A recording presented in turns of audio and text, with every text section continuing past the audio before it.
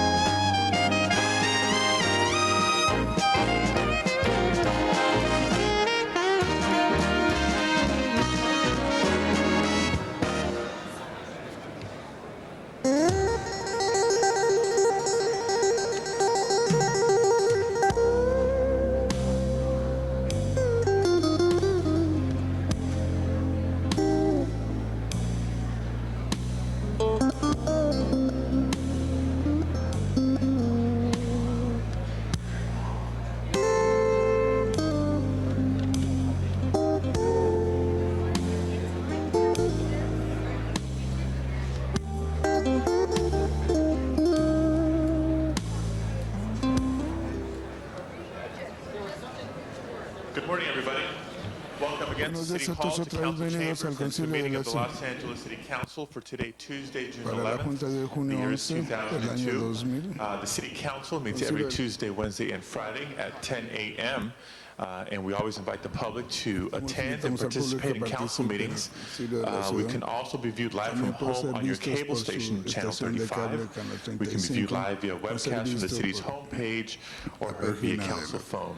por el Mr. teléfono del Clerk, would you concilio, por please call favor, the roll? secretario, llámese a la Belanger, lista. Garcetti, Gruel, Hahn, Holden, Labange, Miskowski, Pacheco, Perry, Reyes, Ridley Thomas, Weiss, Sinem, Padilla, 12 members present and a quorum, Mr. President. Thank you very much. Muchas gracias. This being Tuesday and the Esto first como es meeting of the martes, el week, primer we do junta de have la the semana, custom tenemos la of costumbre de a salute to the flag as saludar well la as a bandera y moment of también un inspiration. momento de inspiración. To lead us in the Por Pledge of llevarnos Allegiance, en I el invite saludo de la bandera, yo Frank invito a Frank Fukuzawa. Fukuzawa. We have a group of Hemos tenido un Japanese grupo American de World War II veterans. veteranos If you de would la please guerra lead de us in our salute to the americana, flag. la saludo de la bandera. Please stand. Prepárense.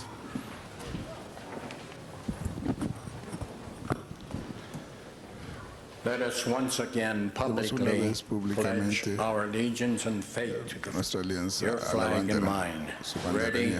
begin. Listos, empiecen. I pledge allegiance to the flag of the United States of America and to the republic for which it stands, one nation, under God, indivisible, with liberty and justice for all. Thank you. Thank you all very much. Gracias a todos. I'd ask that you all remain standing. Pido que todos se And I queden invite at parados. this time Invito Reverend ahorita al William reverendo D. William Smart D. Jr. Smart Jr. From the Phillips Temple Christian Methodist Episcopal Church La iglesia to lead us in a episcopal, moment para of llevarnos un inspiration. momento de inspiración.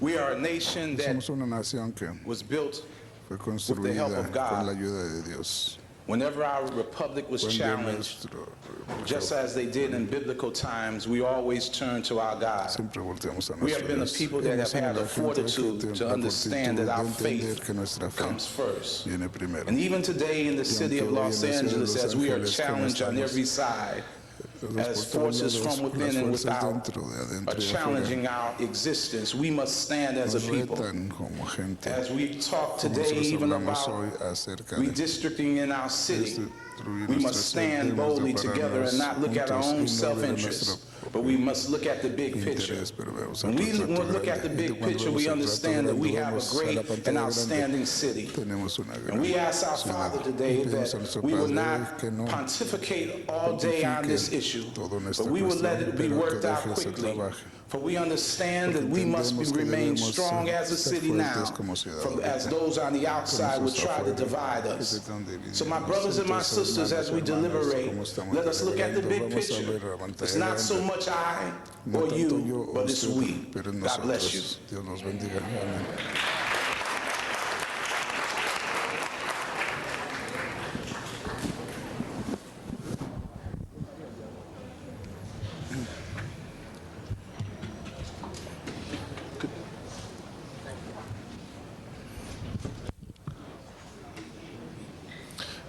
Mr. Clerk, first order of business, please. Secretario del orden de negocios, President, señor items presidente, numbers 1 tenemos through 7 1 al on the regular 7 en la agenda are agenda items for regular, which public asuntos que hearings la have been audiencia noticed. pública fueron notificados. Items 1 through 7 now Asunto before 1 al us. I do 7, have enfrente de cards on nosotros item tenemos number tarjeta 5. en el asunto número Let's 5, call that vamos a llamar ese special. especial. On the balance of the items, En I el do not balance de have los requests asuntos no tenemos from peticiones members of the de public to be miembros del heard. público para ser Actually, oídos. we just received Si a podemos request on item recibir number 6. We'll peticiones call del that asunto special número as 6, well. vamos a llamarlo especial. On items 1 El through 4 and asunto item al number 4 en 7, el asunto número do 7. not have requests from No members of the tenemos public to be peticiones de heard. miembros del público para ser So we shall oídos, deem the entonces public debemos hearings poner la audiencia open. pública abiertas. And on items En el 1 asunto through 4, al without 4 objection, sin objeción, the public hearing shall la be audiencia open and pública debe ser continued abierta y to continuada June hasta junio 25th. 25. That leaves item number Eso deja 7 el asunto remaining, número that is an 7, ordinance. que es una We have ordenanza. 2 Tenemos reports 2 on that file. reportes A en motion ese from the archivo, floor una petición del piso. is in order. Está en orden. Is there a motion from the floor on Tenemos item number el piso 7? en el asunto número 7. If not, I Si no, recognize members are busy on other Cuando items están on today's ocupados agenda. en Let's las call item 7 agendas de special. otro, vamos a llamar el 7 especial. Next item is Mr. Clerk. Próximo asunto, secretario. Mr. President, items El numbers presidente 8 through asunto número 20 8 on the al regular 20 en agenda la are agenda items for which regular, public asuntos hearings porque la have been audiencia held. pública se hicieron. Items En los 8 through asuntos de los 20, 8 al for the benefit of the members of the public, 20 let me para beneficio de announce miembros del first of público all that anunciar primeramente que public comment on el these comentario items por has estos been held in asuntos ya se committee, hizo en comité and in some of the y cases en they were algunos actually held casos at a fueron hechos commission en before una even comisión coming antes to de que viniera a council committee. So al public comité del comment consenso. Los comentarios del público is not required no se requiere at this point en este on punto items en el 8 asuntos through de los 20 8 al 20. here in the full council. A En el motion from the concilio, floor will be una required moción to del reopen the piso public hearings. se requiere para I abrir think los without comentarios del objection, we público. can Creo call que se items podría llamar a los 17, del 18, 17, 18 and y 19 19 special. especiales. Mr. Reyes? Señor Reyes. Number 9? Número 9. Number 9 called special by Número Mr. 9 Reyes. por el señor Are there Reyes. any other ¿Hay algunos specials? otros especiales? Any other specials? ¿Algún Ms. otro Perry? especial, señor? 17. Yes, 17, 18, and 19 Yes. are called special. Ya se llamaron especiales. Mr. Clerk, Mr. President, item number 16, there's 2 on one 16, hay dos file, en un but archivo, recommendations las are similar recomendaciones son and similares may y be los dos adopted. pueden ser okay, that'll adoptados. be Eso va a the ser motion on la item number moción en el 16. asunto número On item number 20, I Sí, sí, en believe el a motion asunto is also número 20 creo que una required. moción también se requiere. Is there a motion on Hay item number una moción 20? en el asunto número 20. Item number 20 Asunto requests número the city 20 attorney pide to que report el- today regarding the workers' retention ordinance. Do you wish to call Detención that de special? ordenanza, ¿quiere ser llamar actually, ese without especial objection. sin objeción? Without objection, let's continue that Vamos a matter. We have continuar other significant items today. Let's continue that for another asuntos week significantes vamos a contarnos to por June una semana hasta 18th. junio 18. So item 20 shall be Asunto continued. 20 va a Item ser 16, continuo. the Asunto motion is to 16 adopt es both para adoptar los dos reports. Any other reportes. ¿Algún specials? otro especial? We're not there yet. No estamos ahí. Mr. Clerk, please open the roll Por on the favor, balance se of la the lista en items. el balance de los asuntos. Please close the Por roll favor, ciérrese la and lista. tabulate the vote. Tabúlese el 15 voto. ayes. 15 sí. Those are approved. Están aprobados. Next items, please. Próximo asunto, por favor.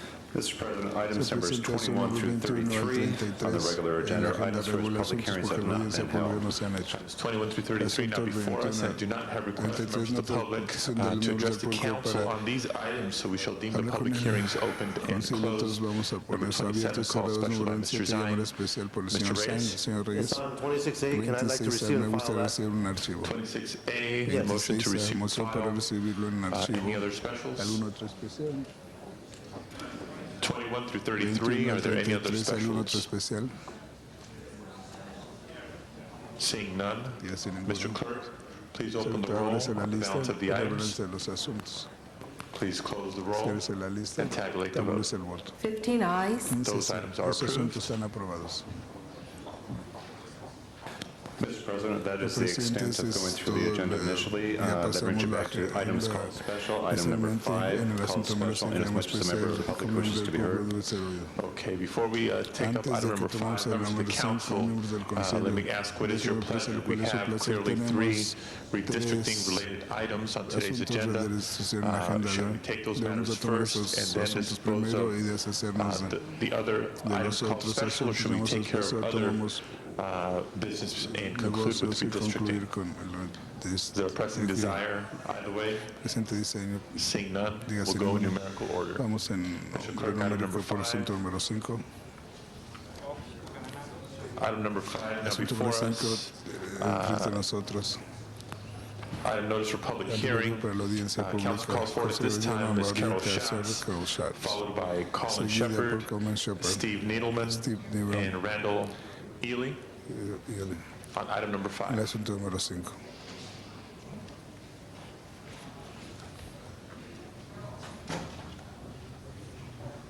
Are those members of the public Miembros here? del público están aquí.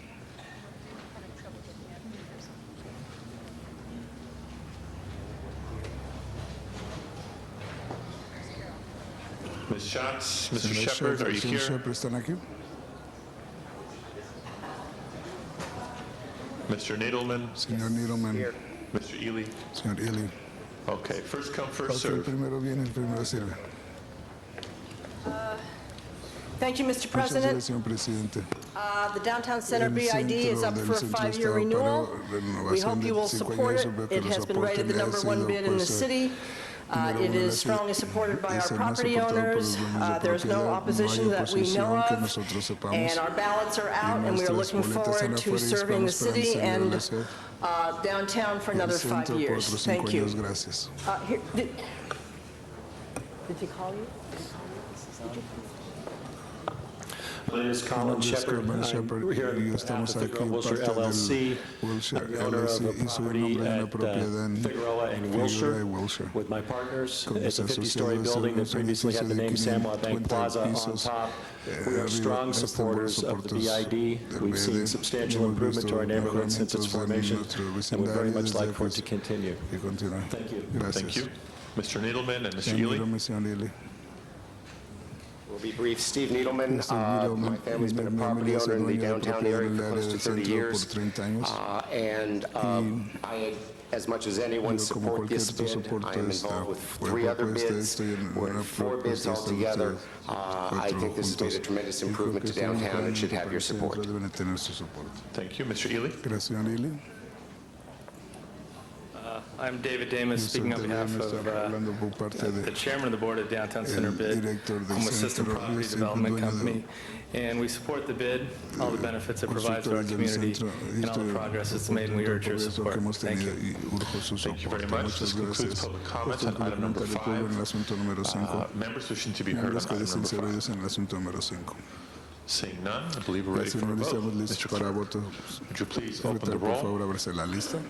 Please close the roll. Ciérrese la lista. And tabulate the Tabúlese el vote. voto. 15 ayes. Ince That is sí. approved. Está aprobado.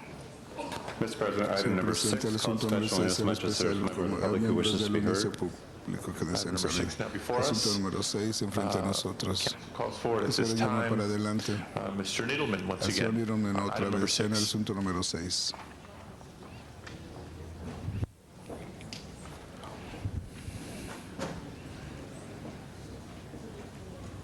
That's quick. Nothing to be repeated other than the fact of what I just said as far as the previous bid. I'm involved with 4 different bids. These all must continue to exist in the downtown area, and I would very much appreciate your Y yo support. apreciaría su soporte.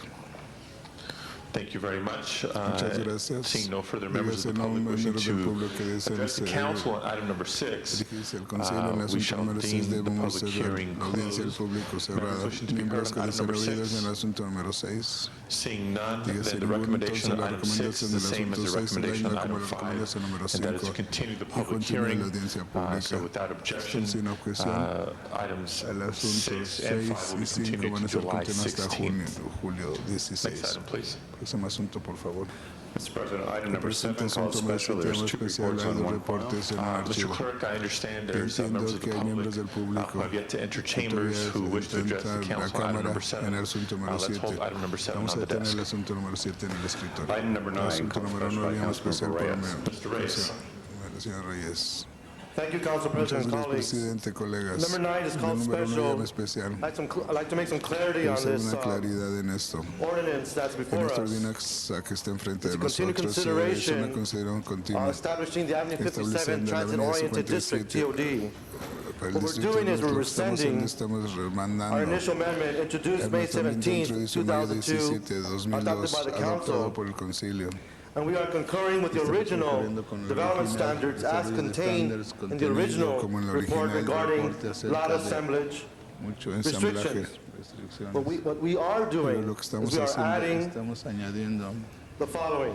las siguientes. Except that sub-area Excepto 1, major nuestra activity subárea center, número 1, actividad and número that centro portion of 1 y esa sub-area porción de 2, la mixed use subárea número area, 2, bounded by Marmion Way to the dada north, por Figueroa dada to por the el norte, south, Salas Figueroa para Avenue el sur, 59 to the Avenida east, 59 al and este, Avenue 58 to the y west shall have a para el lot oeste assembly deben de tener muchas restriction if a restricciones. maximum of 4 lots Máximo with de combined 4 area lotes equal or less than 20,000 square feet for residential development, or 6 lots with a combined area equal to 2 or less than 50,000 square feet for commercial or mixed-use developments. Revuelto Basically, comercial, básicamente. Colleagues, what I'm doing Lo que is estoy haciendo es I've worked with the he chamber, trabajado con la I've worked with cámara, historic he hablado con folks who histórico, are gente que focused on están preserving hablando the en Highland Park preservar area. la área de I've Highland worked Park. with Estoy the trabajado merchants, con los property owners, and all I'm doing is I'm focusing on the parking lots the city controls, where we could take advantage of the rail station, enhance la development estación de opportunities trenes y tener that las will be oportunidades que compatible van a to ser Highland Park, compatibles a Highland and to Park reinforce y its para historic reforzar fabric.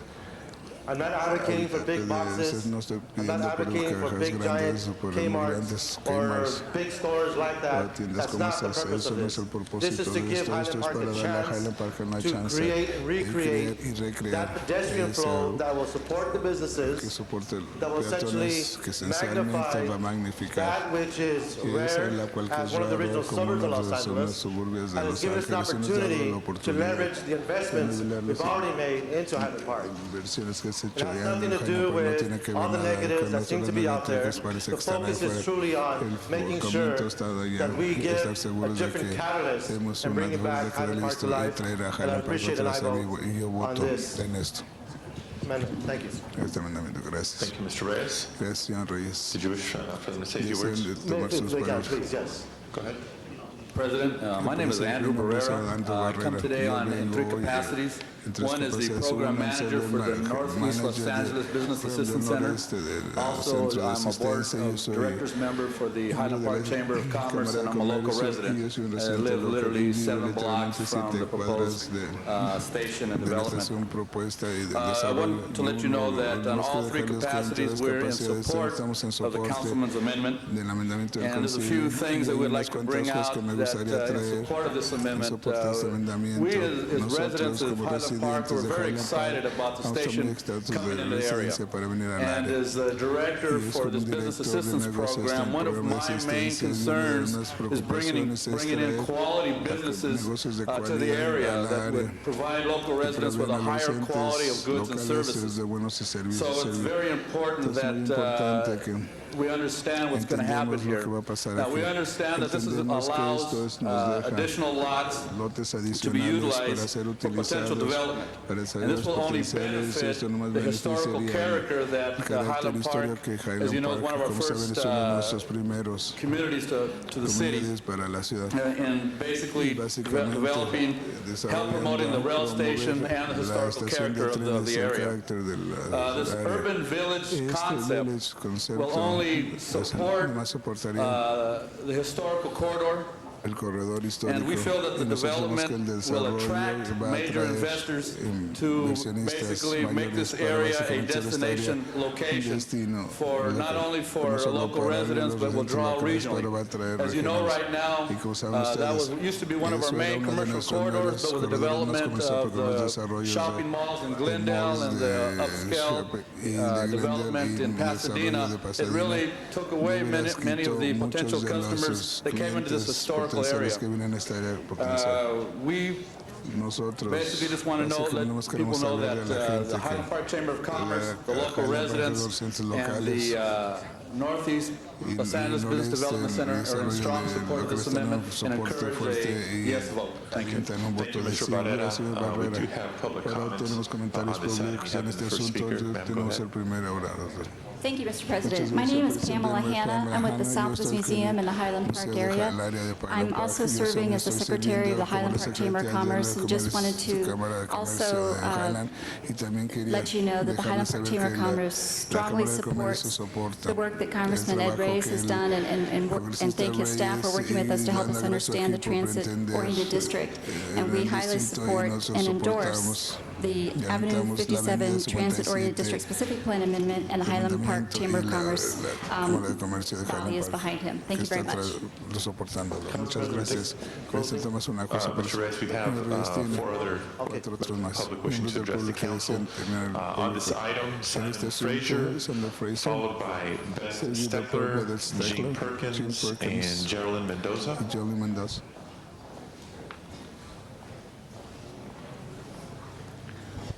Simon Frazier, are you here? You still with us? ¿Está con nosotros? Ms. Steckler, Señor Steckler, Ms. Perkins, Señor Perkins, and Ms. Mendoza. Señor Mendoza.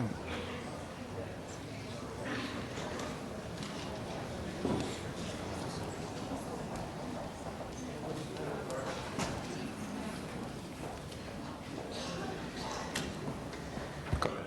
Siga. Good morning. morning, esteemed Buenos council días, members. My name miembros is del Misty Consejo Iwatsu, and I'm the executive director of the North Figueroa Association. We are the operating organization of the Highland Park Business Improvement District. We represent approximately 134 property owners along the North Figueroa corridor between Avenue 50 and Avenue 61. Our main goal and mission is threefold: to bring about the revitalization of the North Figueroa community and surrounding areas, to bring about increased provision of public quality improvements and educational, cultural, artistic, charitable, and social service within the district and its surrounding areas, and to implement a beautification and safety program for the benefit of both business and residential community members. We fully support the amended version of the Avenue 57 specific TOD plan because we believe that this plan is in everyone's best interest, both residential and commercial. It will allow us to move ahead and to revitalize the historic Highland Park area and hereby improve the business environment and quality of family life as well. We would like to thank Councilman Reyes for his leadership, foresight, and assistance in the development and implementation of this proposal, and we strongly urge the council to support it. Thank you for your time. Mr. Frazier, Ms. Perkins, Ms. Mendoza, and Ms. Steckler. You can all come up together, that's fine. Good morning. My name is Simon Fraser. I'm representing the East LA Community Corporation, and we're a nonprofit housing developer working in the area. I would like to state my support for this motion as it's a recognition of the housing pressures as well as the business needs in the area, and in order to alleviate pressures on the surrounding single-family homes, it's important to provide housing in these business corridors and to develop in keeping with a transit-oriented mentality that will allow eyes on the streets for security, allow people to walk to transit, to go to work, and to walk to shops. And this will alleviate, again, the development pressure on the historic single-family home areas in the area. Thank you. Thank you very much. Muchas gracias.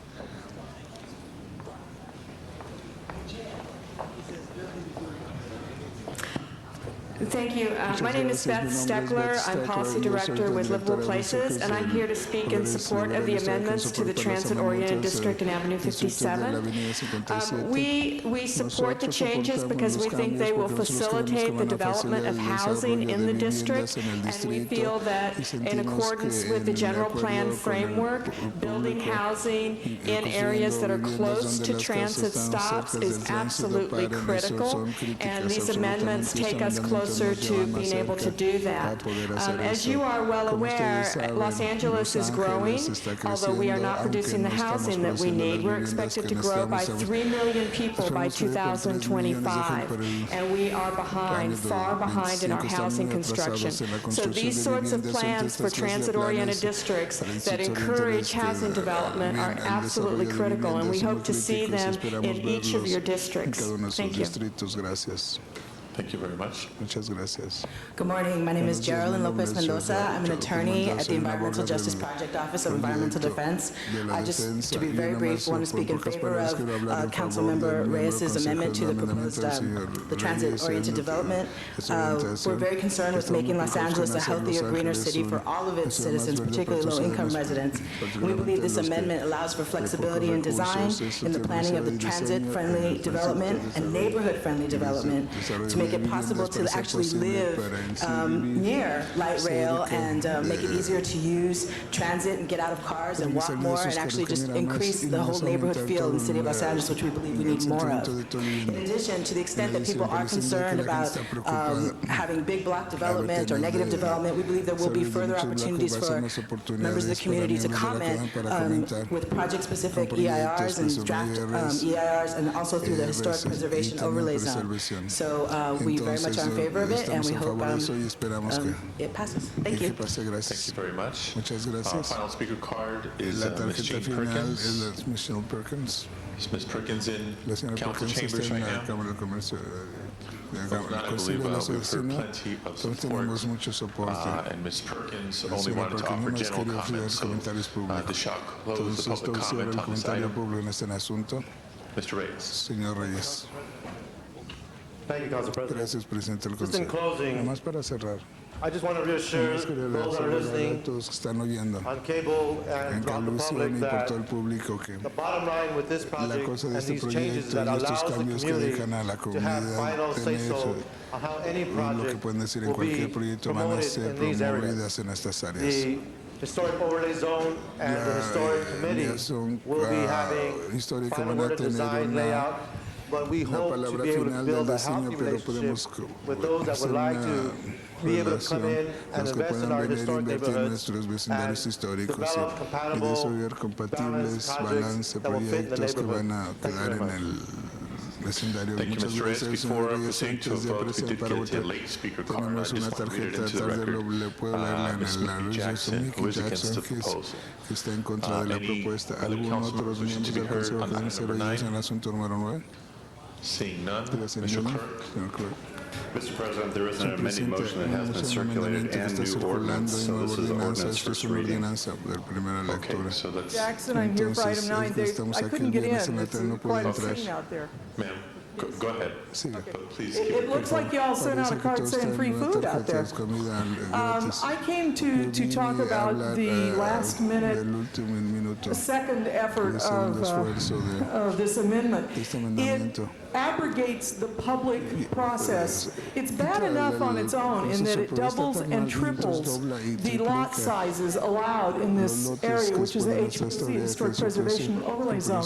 And when they doubled and tripled them, they didn't take out the FAR bonuses and the parking bonuses they had originally put in the plan because the lot ties were low. So they get big lot ties and they get the bonuses for not getting big lot ties. That wasn't done. It is even procedurally kind of a mess. And it abrogates the whole spirit of the Avenue 57 TOD, which was to keep things in scale with the historic preservation zone. And worst of all, it guts the public process, which is a process that was laid out in the specific plan. 2 years were spent putting this together by the community at large and by the department. It was a very good plan. People signed off. And now there's this thing of going around to a few groups and calling people that say, well, we'll give you this that you need if you'll say it's okay. That's not a public process. That's the antithesis of a public process. That is the type of backroom phone calls and things that are, in fact, what we're trying to avoid in a public process. So I had asked you today to either table this motion again and send it out for public process or vote against it, based as much as anything on public process. I know there is a courtesy thing that is done here, giving members and districts pretty much what they ask for, but I think this is actually a template for how to get around early notification for neighborhood systems. I was actually told by one council member's deputy that you didn't have to have any other public process because city council is public process. Well, I'm sorry, it is not necessary. I couldn't get in the door today. Thank you, ma'am. I appreciate your comments. This once again concludes public comment on this item. Mr. Garcetti. Thank you, Mr. President. I think there's been a lot of unfair things that have been said, and I understand some people's hesitation in the imperfect process in terms of getting public notification for stuff. I appreciate that is a shortcoming of this body in general and something that we're working on doing. But I have a couple more technical questions, and I think that what this does that is a positive thing is certainly as the gold line comes down, is it allows for folks near the gold line. I respectfully disagree with the last speaker because I don't mind having those parking bonuses when there is public transit nearby and it's the sort of mixed-use development we want to encourage. That said, I have one small hesitation and one small issue that I want to ask of staff, or maybe Mr. Reyes can answer it. Where we have an FAR, I don't know, is there staff here who can come to the table on this? There's not, okay. Maybe you can answer this, Mr. Reyes. There is, okay. With an FAR of 1.5 to 1, allowing there to be 50,000 square feet for commercial or mixed-use development, what's the largest exclusively commercial development that could be in a lot?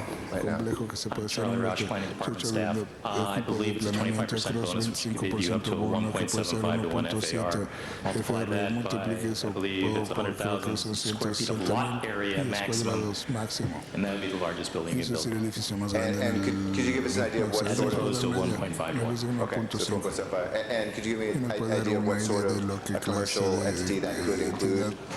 comercial podía incluir. Could include anything. For the person on the street, I mean, what sorts of things are that clase de size cosas in our son de ese communities? Is tamaño it en estas comunidades? a small restaurant? Is it a box store? Is it something in between? You know, how big are we talking?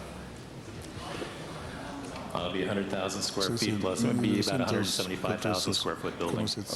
However, you would also have to have the parking in there, so that would limit somewhat the area that you're going to have, and with the height restrictions on it, that lowers the volume of the building even further. So whether or not somebody could actually build 175,000 square feet in there, including parking, is extremely problematic. Sure. Mr. Reyes, I guess the only question that I'd ask of you, and I think that this moves in a very positive direction for the area, is in terms of encouraging adaptive reuse. My only hesitation is whether or not this would, in some extreme cases, discourage that because of the size. It's much easier to go for a bigger unit, a new one, than to do that. If you could just address that, then I think my questions would be answered. Can I add one more thing in there? Excuse me, Councilman Reyes. I might add, once you go above 100,000 square feet for any development, you then need a conditional use permit for a, because it goes more than 100,000 square feet in a commercial zone, you would need a site plan review, commercial, conditional use permit, which would be done by a planning commission, probably the local area Public process. Public process, full public notice, so it's not just gonna go slipping through. Sorry? Can I introduce some kids that are here real quick? I apologize to interrupt, but we have a school, a .REL, that has 60 third graders that came this morning, and Cindy Kestenbaum is with them, and they're in the back, and they're experiencing a busy day at City Hall, and want to thank you. They're all the back wave. They're in the 2nd Council District. Really appreciate you being here today, and you get to see us in action, and thank my colleagues for letting me speak. But they took the subway today, all the way down here from Rhode Island. Thank you to the teachers and parents that are all here and your patience, and appreciate the being able to interrupt during the council session. But thank you so much for coming. Welcome to City Hall. Mr. Reyes. Yes, to answer Councilman Garcetti's concerns, and I want to draw a certain image for you in that what we're trying to do is create that envelope, that space, where we can invite learning centers to build along with commercial and housing activities. We need to be able to build within a bigger sense of space, using the city's parking lots as leverage. So I've been talking to different institutions who want to build satellite learning centers, but they can't do it within one lot or two lots, the way the previous plan was promoting. What we've done is just open it up a little bit by 4 lots, and are instilling the capacity to build a learning center in and around the parking lots near a rail station. The dropout rates in the Northeast are very high. The young people leaving high school cannot get to a junior college. I'm trying to find ways to stimulate that kind of investment, and I've been very fortunate to have discussions, serious discussions with various entities. Now that's basically what's driving this, is to find a better box, if you will, of space that will be planned, designed, and implemented by the community because of the historic committee that's there, historic overlay zone, and the review process that's in the ordinance. So we do not take away public input. This is not a backroom deal. There are no deals on the table now. All I'm trying to do is create that ability to bring in those kinds of mixed uses that our communities need and be advantageous of our proximity to the rail station. So contrary to all the innuendos and the last speaker's suggestion that this is a backroom dealing, that's totally wrong, totally misleading, and totally false. All I'm trying to do is build the kind of environment where we can get these education institutions to look at the rail station along with housing, childcare, and we need bigger lots to do that with. And it's limited by the fact that the parking lot's only so big anyway. Thank you very much, Mr. Reyes. I think we see a public process here. We see one in which there will be continuing public process, and one in which I think right now in the city people are talking about using those transit nodes. And as that develops, and I think there's been changes over the 2 years, this makes it really incumbent upon all of us to be able to shift our thinking and to embrace that sort of mixed-use development, and at the same time make sure that there's public input. So I will be supporting this thing. Thank you, Mr. Reyes. Mr. Garcetti. Other members wishing to be recognized on this item? Seeing none, we have the amendment before us. Mr. Clerk, please open the roll on the amending motion. Voto en la Please moción de close the amendamiento, roll cierre la and lista, tabulate the vote. tabúlese el voto. 14 ayes, 1 no. 14 sí, 1. That is approved. Está We now aprobado. have Ahora item number 9 tenemos el as asunto amended. número como está amendado. Please open the roll, Ábrese la lista, close the roll, ciérrese la lista, and tabulate the vote. tabúlese el voto. 15 ayes. 15 sí. That is approved. Está aprobado. Members of the council, members of the public, the next items before us are items 17, 18, and 19, all related to redistricting. Before we begin with council discussion or with any public comments, let me mention just a couple of procedural things. As I mentioned in the beginning of the meeting, public comment has been held at the committee level on these items. So the council is not required at this point to take public comments.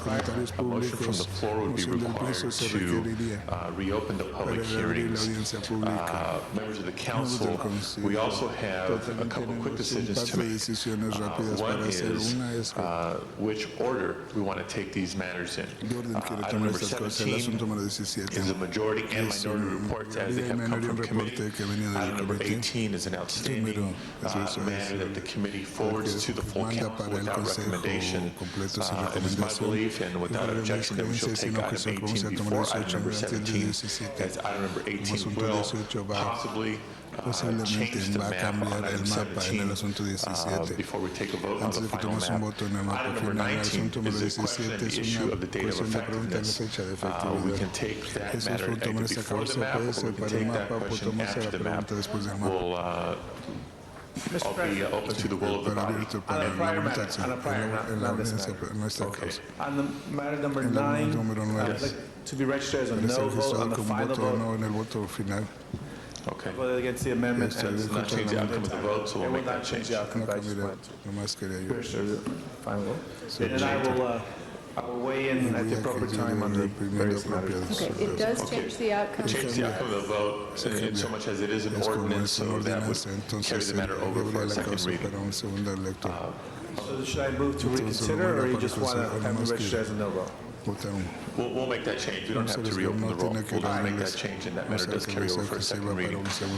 Now, on the redistricting matters, I'd like to begin by recognizing first Mr. Weiss as chair of the redistricting committee to guide us through items 17, 18, and 19. And if I might inquire of the President, Mr. Holden, if you could, Mr. Holden, can I have a moment, please, and then I'll refer to you? Procedurally, what you have proposed, just so I understand and understand the logic of it, is that the first matter we would take up would be, if we could have order in the room, Mr. President. The first matter that you're proposing to take up is item number 18, which is the matter of the district boundaries between District 8 and District 10, also involving the Westchester Triangle.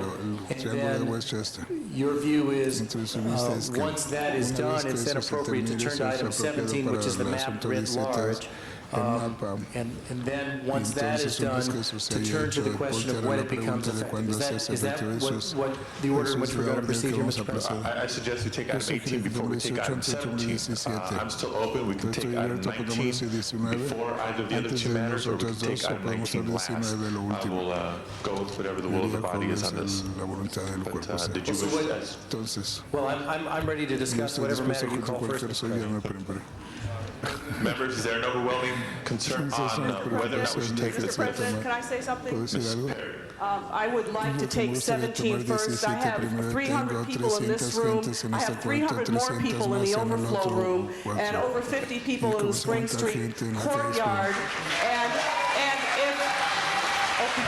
if we can take this matter 17A and B first, we can get these people out of here and open the seats up for people from other districts to come in here. Okay, is there any objection to that? Mr. Rudy-Thomas?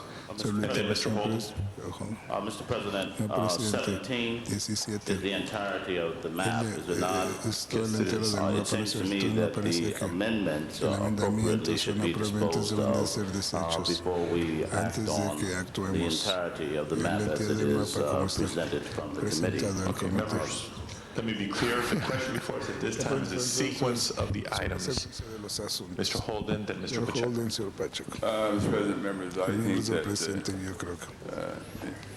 you've got this many people here. Item 17 is something that probably has already been resolved. And if that being the case, it just seems probably inappropriate to not fail to hold them when they can make space available for others. Mr. Pacheco, then Ms. It's my understanding that it may not be resolved, but I thought it might be. Mr. Pacheco, then Ms. Calandra. On the sequence of the items. Mr. President, as you know, yesterday I released a letter announcing my intentions regarding the downtown boundaries and the issue of the majority report versus the minority report. At this point, I know it may be not directly on the matter before us, but I would just like to read into the record my letter. I think that will alleviate a lot of people's concerns. This is a letter I directed to my colleagues regarding the United City Council on downtown boundaries. Dear colleagues, as you know, our great city of Los Angeles is at an important crossroads in its history. The voters in our city this November will have the opportunity to voice their desire to either remain united as one great city or splinter into pieces.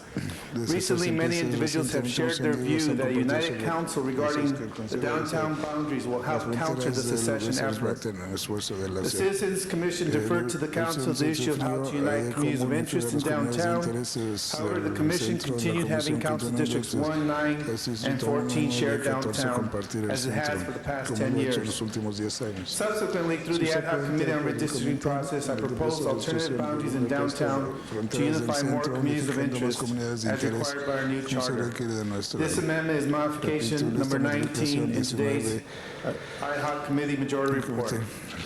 While uniting communities of interest in downtown is important, I believe that a United City Council during the secession campaign is more important. Our City Council has accomplished many great things during this past year because of our common vision.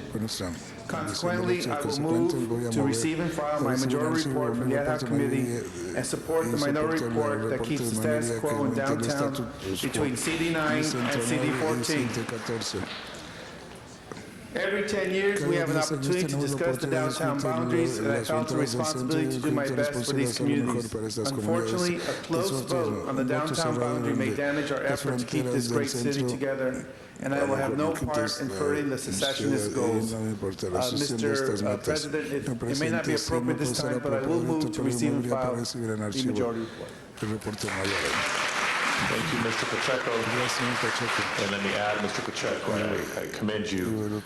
I know that it's been a tumultuous last several months in terms of discussion and debate at the commission level, at the committee level, and it's very big of you to act on this matter here at the full council level. Ms. Calandra, on the sequence of the items. Thank you. I just wanted to suggest that if, since item 18 appears to amend item 17, it would make sense to hear the amending portion before the full, the thing it's amending, so that we would know in voting on the redistricting map whether we have amended it or not. I would also, while I'm at it, I'd like to request, I also wanted to point out, by the way, when you're through up there, Mr. Labange, would you mind just for a second? Because I wanted to point out to the President that there are a number of people who were not able to get into the chamber, who I believe wish to be heard on one of the items that is covered by the material in item 18. So that's going to confuse things yet further because they can't get in to be heard on that item. While I'm at it, I'd like to mention that I was going to request that we do the timing issue first, but the same people who can't get in on the Westchester Triangle can't get into the hall on the timing issue. So I will leave that in abeyance, but I do think that logic dictates that we, not that that applies around here much, but that logic would dictate that we deal with the amending motion, which is item 18, and that we find some way to let the people who want to be heard on it be heard on it before we take final action on 17 as amended by Mr. Pacheco's motion just now. Okay, to try to simplify things, I do have Ms. Gruhl and Mr. Zine on the queue who have not spoken yet. I think there's a general consensus to, at least the sequence of the votes, have item 18 before item number 17. We can work out how we'll hear from the public if we do separate, but in terms of the sequence of the votes, item 18, then item 17. Mr. President. Mr. Perry, let me finish.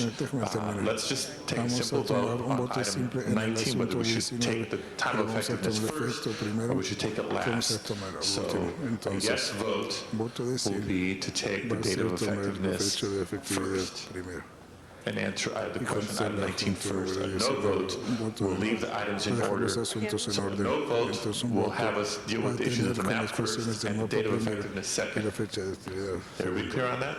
Yes. Okay. So one more time for Mr. Weiss. A yes vote takes the date of effectiveness issue out of order and up for discussion first. A no vote keeps the items in sequential order. Item 18 will be voted on before item number 17. We're going to deal with the public comment period. We'll work it out.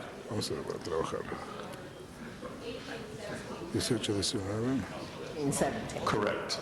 To repeat, we'll either take the items 19, 18, 17, or we'll take them 18, 17, 19. Mr. Clerk, please open the roll. No. Yeah, can you believe it? We're voting no. We're together on this. We're voting no. Please close the roll and tabulate the vote. 12 ayes, 3 noes. Okay, so it is the will of the body to take item 19 first and out of order. As I mentioned, 19, 18, and 17, public hearing has been held in committee on all these items, so a motion from the floor is required to reopen the public hearing. Is there such a motion? Seeing no motion, this does not. Ms. Galanter. Ms. Galanter moves. Is there a second? Mr. Zine seconds. Mr. Clerk, please open the roll on reopening the public hearing. Time on this because it can go on and on and on. We've had Ms. Galanter. Mr. President, I have no idea how many people wish to be heard specifically on that item. I know there are a lot of people, at least 45 people filled out cards. Some of those were specifically on the triangle item. Without objection, let's give it a 10-minute limit and get to as many of the cards as possible. And again, for the record and for the members of the public, an opportunity has presented itself in committee and at the commission level. Let's open the roll on reopening the public hearing. The roll is open. Please close the roll and tabulate the vote. 15 ayes. So then without objection, the public hearing is reopened. Mr. Weiss, before we... Mr. President, I would like to be recorded as a no vote on the vote we had proceeding to opening the public hearing, the 19 first. I'd like to be recorded as a no. Thank you. Okay, that does not change the outcome of the vote. So we're going to ask for some cooperation and facilitation here from members of our chamber. Mr. Zine. You have a stack of cards, probably 3-4 inches thick. Separate items. Separate items? Yes. Okay, I wanted to make sure we allocated sufficient time. Okay. Item number 19 is now before us. There has been a motion adopted to reopen the public hearing. We have quite a few cards, members of the public wishing to be heard, and we have about 10 minutes. So I will begin to call names. Members of the public who are in chambers, please come forward. There are a number of the people who have submitted cards that are out in the hallway. So we'll ask for some assistance from council staff and from the sergeant sergeants to holler the names out in the hallway and please escort people to the podium. I will call the names and please come forward to the podium and begin to line up. To alleviate and perhaps address the issue of a number of people in the audience, although we are taking item 19 first, there was a motion by Mr. Pacheco to receive and file the majority report, which dealt with the downtown matter, and it would then only leave on the desk on item 17 the minority report. That leaves downtown as is. I think we could take that vote now out of order just to receive and file the majority report if there is no objection. So that means that what is on the desk is the status quo in downtown, and we can then deal with that as amended by any other motions coming in on the other areas. So if there's no objection to that, I would like to move that we take the vote on that receive and file motion of the majority report. Ms. Perry, Mr. Pacheco. I concur with Councilwoman Mizikowski, and I would just like to add that I can dispose of my matter in probably 3 minutes once this part is received and filed, and make an announcement to the audience about what that means, and then we can move everybody out of here. Mr. Pacheco. I agree. Is there any objection to that? Is there any objection to that? Okay, so we'll take the matter of public hearings, public comment, or not first, but we will withhold on a vote on item 17 until after we've gone to the sequence that we have predetermined. So we're not taking public comment on item 19 next. We're recognizing Ms. Perry. So we're going to do it now. Okay. We're going to move to the previous question then. On Mr. Pacheco's motion. Receiving and filing the majority report on item number 17. Mr. Clerk, please open the roll. Please close the roll and tabulate the vote. 15 ayes.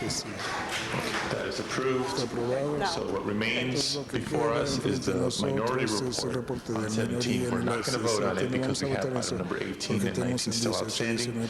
Ms. Perry, did you wish to say something? Yes, I did. I wanted to thank the gracious conduct of my colleague, Mr. Pacheco. I am very appreciative of what you have done here for all of us today. In the interest of maintaining a city that is united and people who care about the welfare of our entire city. And we have put our issues aside, and I thank him for his diplomacy and his leadership on this issue. I also want to thank all of the groups who have shown up here today, and in the interest of being considerate to my colleagues, I won't go through my entire list because it's 2 pages long, but I want to give special recognition to some very special senior citizens here in our group. The 100th 442nd MIS World War II Memorial Foundation here today. And representatives from the north, the south, the east, and the west of the 9th Council District all here today for the same purpose, to maintain a united 9th Council District. There are 350 people in this room, another 300 for the 9th Council District in the overflow room, and more people in the Spring Street courtyard. I would just ask before everyone departs, would all of you here for the 9th Council District please stand up so that everybody knows you were here?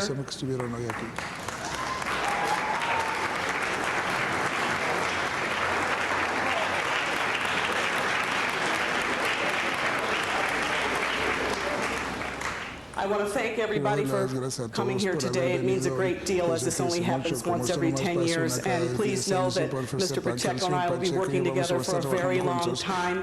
And I actually have a little something to give him today. I want you to open that up so that everybody see it. It's a nice present. Oh. Okay, hold it up.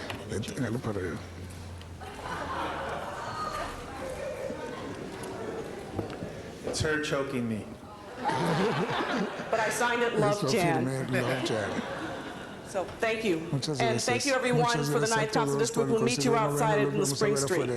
Thank you very much, Mr. President. Okay, to members of the public who were here on that item, we appreciate your patience. Thank you for being here. If we can ask that you leave quietly as we want to move forward with council business. I believe that would dispense with the vast majority of the speaker cards submitted for item number 17. However, if you have submitted a speaker card on item number 17 on a matter other than the boundary difference between the 9th and the 14th. We are reading those cards out so that we can keep those in front of us. I believe that brings us back to item number 19. And hearing from members of the public, item number 19. We do have a 10-minute public hearing that has been opened by the council. We begin to call members of the public forward, beginning with Pierre Gent, followed by Deanne Corral, Carol Hassan, Mary Thompson. Mr. President, some of those people may be in the other room, so we'll let them get We're some going to time give it for... just a few minutes. We'll take a couple of minute recess here while we get some folks leaving chambers and re-entering chambers.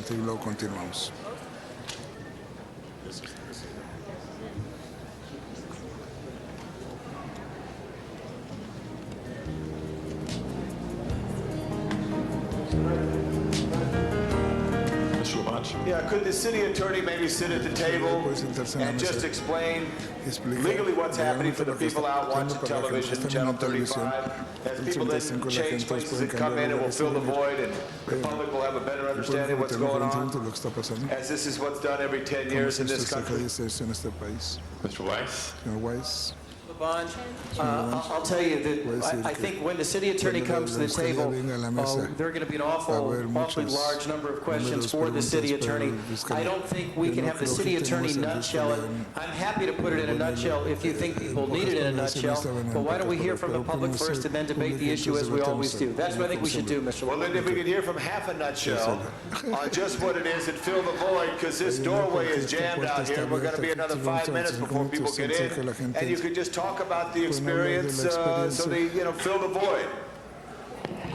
I was trying to work during the void, but I'll defer to our president.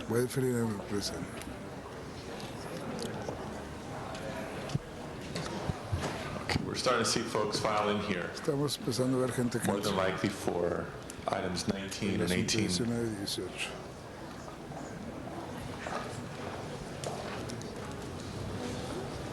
Sir, are you here on item number 19? Yes, Pierre Gent. My name is called. Yes. Do you want me to go ahead and let's give it just a minute as more members of the public who wish to be heard on this item are still making their way into chambers. Know any good jokes? Is that what I'm always willing to listen?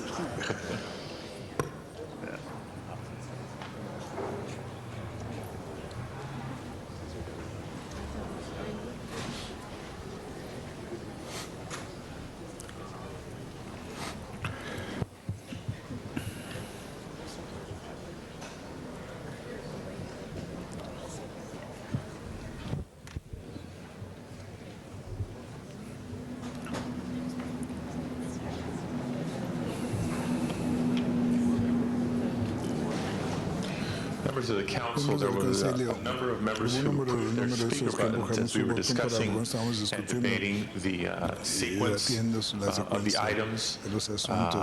Without objection, I'd like to clear the board as we are now moving forward with item number 19 to be followed by item number 18, then followed by a final vote on item number 17. So item 19 is now before us, and we are beginning with public comments and recognizing Mr. Getz. My name is Pierre Gent. I'm past president of the Valley Glen Homeowners Association, the Valley Glen Community Council, and currently a member of the College Center Neighborhood Council. I am against delaying implementation of the redistricting, and for one simple reason. The choice, it seems to me, is between lame duck representation and getting started afresh with a new council person, in many cases, who will carry us forward in this century. I think with 5 Valley districts, the Valley will be stronger come the secession vote in November, and I see no reason for delay. The one argument given is that the council person that would be moved to the Valley was not elected. I submit most of you were not elected by the majority of your registered voters. Thank you. Thank you very much. Let me remind you, we now have 9 minutes left and a whole lot of cards. Ms. Corral. My name's Diane Crow. I'm president of Laurel Plaza Neighborhood Association, which represents 3,720 residents in North Hollywood.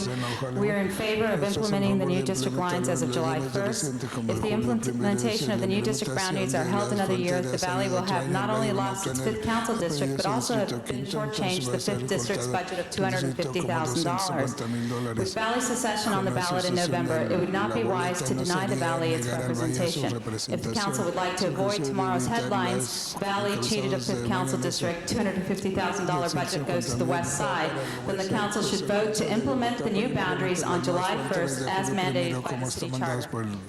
Thank you. 8 minutes, 20 seconds left. Ms. Carol Hawson, followed by Mary Thompson, Jim Perkins, and Marina Schachter. Carol Hawson, Westchester resident. I would like you to vote yes on delay of the implementation, although I hope it's not necessary because I actually would like to see us stay CD6 so we can vote when we're supposed to. I feel this impending disenfranchisement is very negative for the city as a whole, and I urge you again to delay the implementation and vote yes on 19. Thank you. Ms. Thompson. I have a note here that you do not wish to speak, but for the record, you are for the proposal. You come forward after all. Give my time to the next person, please. Okay, thank you. Ms. Perkins. Jim Perkins, I would like to give my time to the next person. Okay, Marina Schachter, followed by Virginia Green, Kent Strumpel, and Suzanne Ubar.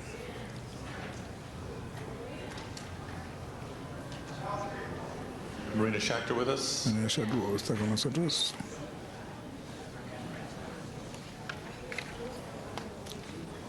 If we can get the following members also lining up behind the podium: Virginia Green, Ken Strumpel, Suzanne Neubauer, and Keita Ward. Go ahead, ma'am. Hi, I'm a new resident of the Westchester area, and in view of all the turmoil that's taking place right now, I think it is a poor decision to make this change at this time. We need to wait at least 6 months. Thank you. Thank you. Ms. Green. My name is Raymond Shin, and I'm going to speak for Marina Schachter.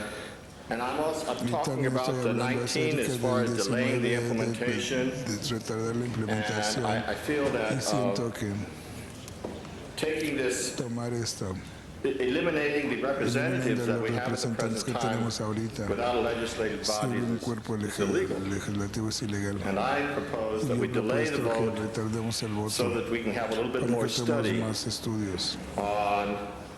this issue. Thank you very much.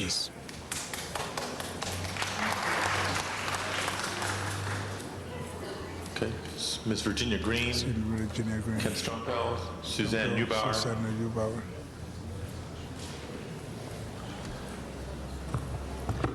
Ken Strumpel, 50-year Westchester resident. The city attorney has said that in order to delay this implementation of redistricting, there must be a compelling reason. If ever there was a compelling reason, it is the disenfranchisement of our community and the delaying of our ability to vote for an elected representative. The least I feel that can be done is to allow our council person that we voted for, that represents us, who has so ably served us, and has so many important projects underway in our community, to continue to serve out her term until December 1st of 2002. Thank you very much. Thank you. The clock shows just over 6 minutes now. Ma'am, go ahead. I'm Virginia.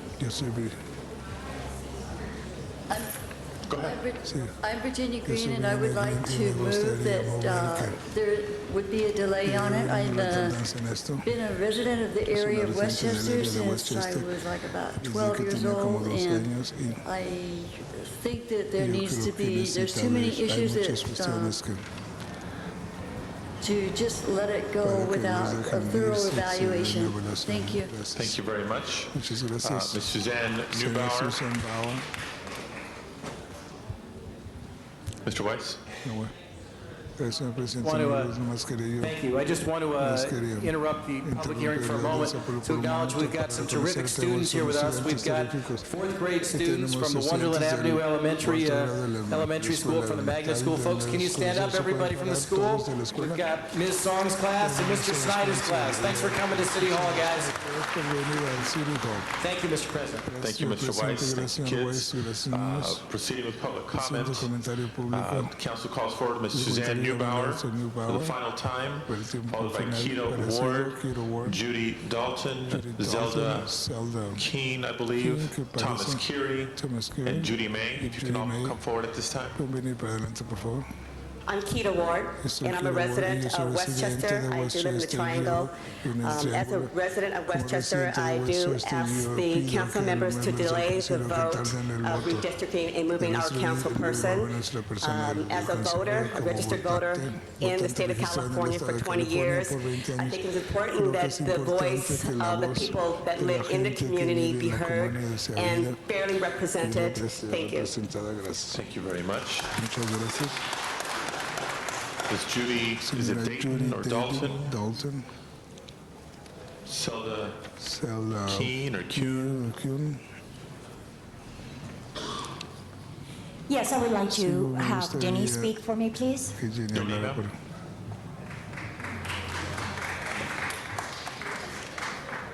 I'm Denny Schneider.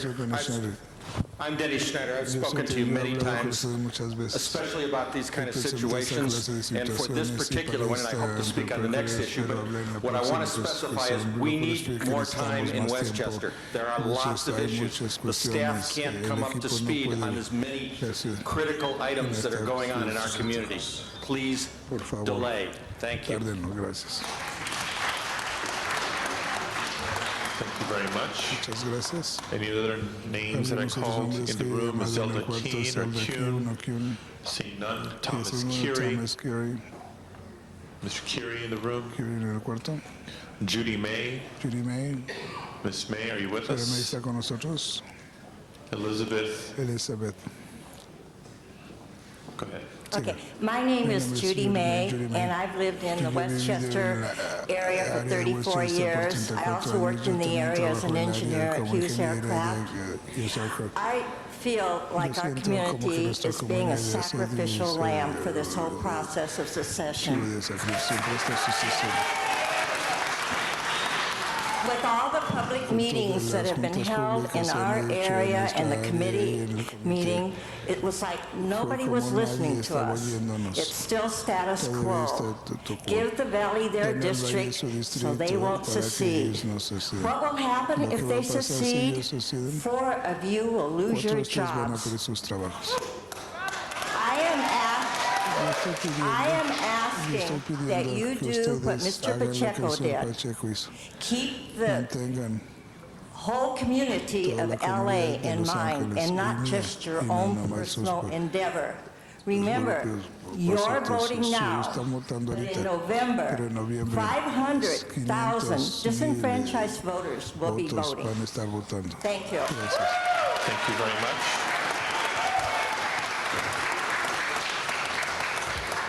Thomas Curie. Mr. Curie here. Elizabeth, is it Worgan? Sandra Creighton. To be followed by Judith Ciancamino, I believe, Paul Waters, and William Skura. My name is Sandra Creighton. I have lived in Playa del Rey since 1979. We have a very seasoned and experienced council person. We also have many, many issues in Playa del Rey, Westchester. We've got the airport. We've got Playa Vista. We've got a burgeoning high school. We need help. We can get it best from the person who knows us best. Please delay any actions on Ruth Galanter. Thank you. Thank you. We have about 30 seconds left. Elizabeth Worgan, I believe, Thomas Curie, Judith Ciancamino.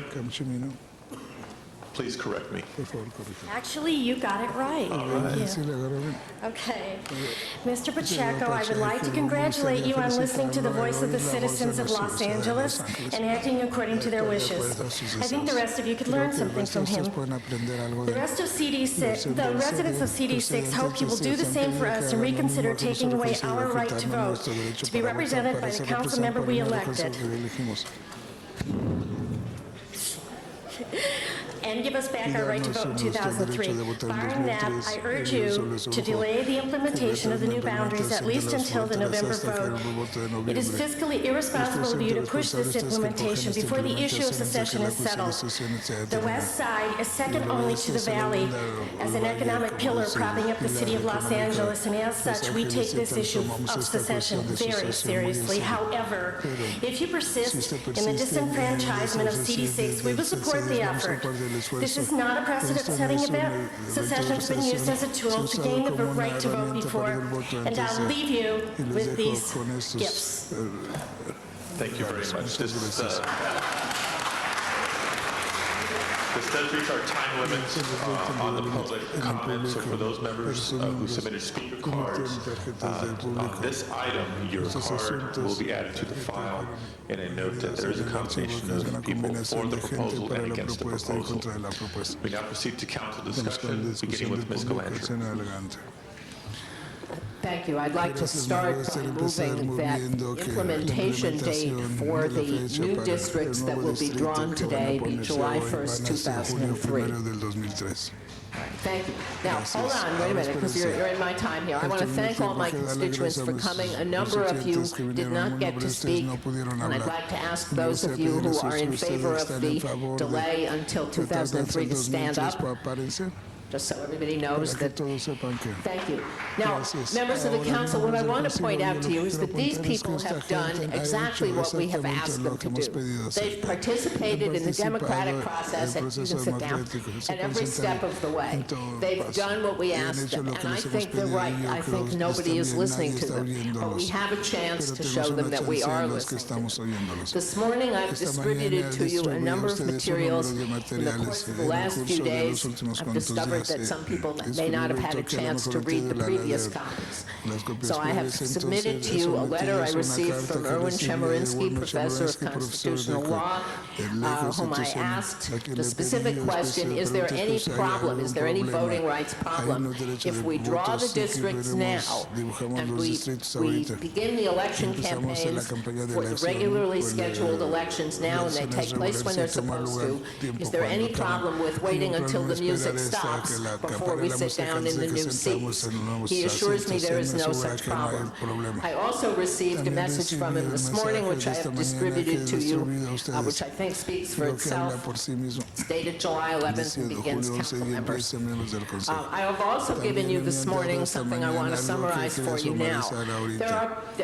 But let me start first by saying I think that the basic principle of American democracy, the principle on which this country was founded, and what sets us apart from so many other parts of the world, is that we select our own representatives.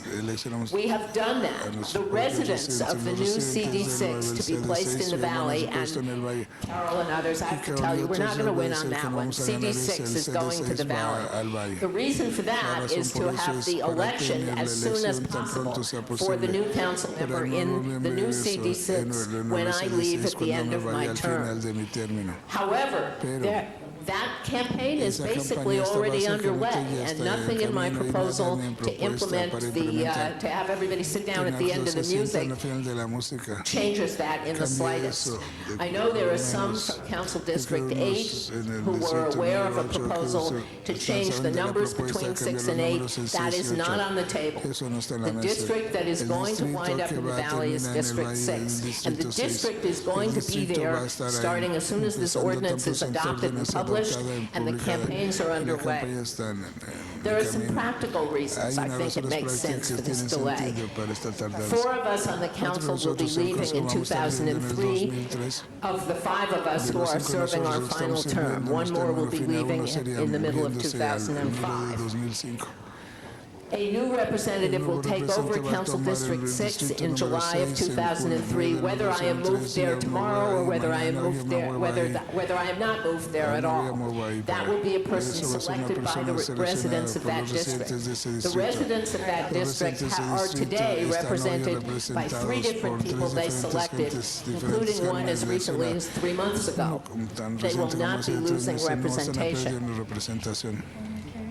There is no city facility in that district. There are 16 active or closed landfills, but there is no city facility into which to put an office. It will take several months to get space leased and set up, during which time those same residents could be represented by the people who they've already elected and already have offices. The estimated cost for this is $100,000 to $150,000. We have, as several of the speakers pointed out, somebody from the Valley pointed out that by having the district moved immediately, there will be all this more money in the Valley. Actually, I am free to spend my GCP money anywhere I choose, and so is everybody else on the city council. It is not required that you spend it within your own district. But I believe that it is a very important principle of American democracy, and it should to have people select their own representatives. And I think we ought to tell people the truth here. What we're deciding between is political expediency and representative democracy, and whichever one has more votes is going to win. So I urge a delay to July of 2003 in the implementation only. We also point out for those who have to campaign for next year, I am prevented, remember, I'm prevented from asking the people in the Valley to vote for me. The law that the city's already adopted by also a very small portion of the registered voters would prevent me from doing that. The people who will be asking for your votes in the future are free to do that beginning this moment, and many of them, of course, have already begun to do that. So I think that there is every argument in favor of doing this the way Congress does it and has done it for 200 years, and I suppose it's 190 years. And the way we have done it in the past. It's not the way we've done it in the past. There is no reason not to delay this except political expediency. And I leave it to my colleagues. Thank you, Ms. Galen. Please. If I can have order in chambers, please. We have Mr. Weiss, followed by Ms. Gruhl, Mr. Garcetti, Mr. Simons, Mr. Kansky, and then Mr. Burnson. Mr. Weiss is chair of the committee. All four of you also an expected amount of time to guide us through the committee proceedings. Thank you, Mr. President. And I want to first thank the people from Westchester who did such a terrific job in raising our consciousness about the issues of your community and letting us know exactly where you stood on this issue, both the hearing we held out in Westchester and at the several hearings we held subsequent to that in City Hall. So thank you all for coming, and thank you all for weighing in on this today. Now, as many of you know, this is an issue with which I respectfully disagree with you for legal reasons and with my colleague, Ms. Galaner. In fact, what my colleague said at the end of her remarks is in fact where I have to begin, because the motion that is before us today is not the way this has been handled in the past. The way this has been handled in the past has been that the ordinance adopting the redistricting plan has gone into effect in the same manner as every other ordinance in the city of Los Angeles, which is to say after a 30-day period it becomes the law of the city. And there is no good reason, I believe, for at this period of time, at the request of this council member, for this plan to be delayed. We need to send a message to the people of this city that we will treat every member of this council exactly the same, and that we will treat this redistricting plan exactly the same as we have treated redistricting plans in the past, except this time we will do it only better, because this time the decisions have not been made in smoke-filled rooms. This time, the key decisions were made by a citizens' commission, which came before this body. Now, I also think that it is important that each and every member of this city council be prepared to hit the ground running with a new burst of positive energy in their new districts. I know that is my intention, and it is my view that that is the intention of each and every one of my colleagues. I want to see that happen. I want to see the Valley get the 5th seat that it is entitled to right now. Now, I have read very carefully the legal opinions of the city attorney in this matter, and I have read the letters of my friend Professor Erwin Chemerinsky. And I want to tell my colleagues that I'm not your lawyer. I'm going to ask your lawyers to come to the table in a moment. But here's the deal on the law. There is no clear law. There's no case that decides this issue. There's no court which has issued an opinion which tells this body what to do here. All you can do is parse through the nuances, parse through the equities, and parse through the analytical framework that courts have given us to analyze analogous cases. But if anyone's looking for a case or a court that will tell them how to vote today, you will not find it. What you do, I believe, have to show is you have to show a compelling purpose to take the action which our colleague has requested that we take today. I don't believe that we can show such a purpose. In fact, I think the weight of the evidence suggests that there is no compelling purpose to differ from what we've done in the past, because after all, what has been done in the past has inconvenienced people and inconvenienced people. What is done in the past has changed boundaries, and people have ended up with representatives that they did not vote for. And other communities have found that their borders have become more rationalized. And so that is all we have before us today. I'd like to ask if the city attorney, if Ms. Hines and Mr. Alpern could come to the table. I'd like to ask you a series of questions. I appreciate if my time could be held, and I appreciate the President giving me this latitude so we can have a good record before us of the legal issues that ought to inform what we're doing. And I'd like to ask you, Ms. Hines, first, if you could give us a sense of the guiding principles that ought to inform what I believe is the sense of caution we should have here. Not just the principle of one person, one vote, but the principles that require all people, whether they can vote or not, whether there's an election coming up or not, the principles that require us to give equal representation to all people. Ms. Hines. Jessica Hines with the LA City Attorney's Office. We've given you an opinion dated March 26th where we address the issue of delay in effective and operative dates of the redistricting ordinance. And closer? Yeah. Okay. And the bottom line summary is this. There is a real risk of litigation. The risk increases the longer the delay in effective date or operative date is extended if we do not redistrict immediately in July. Now, why do we get to this point? The law, as it stands right now in Reynolds versus Sim, established that there at a minimum must be redistricting every 10 years. The council is free to redistrict more often, but the minimum redistricting must be every 10 years. We're now, by extending the date that the ordinance would take effect, we would be extending past July of 1992, past 10 years, the redistricting ordinance. Why is that a problem? The current balance of districts, the deviation of population in the currently constituted districts is 19.3%. The maximum deviation that a city council can have between its districts without a serious challenge is 10%. The highest in California that has been approved in a similar sort of circumstance was 16%. 16.8% in the Cardona case. So the deviation issue is of real concern to us. When we talk about the purposes of redistricting under the equal protection one person, one vote, we are not simply talking about the ability of individuals who are voters to vote for a representative.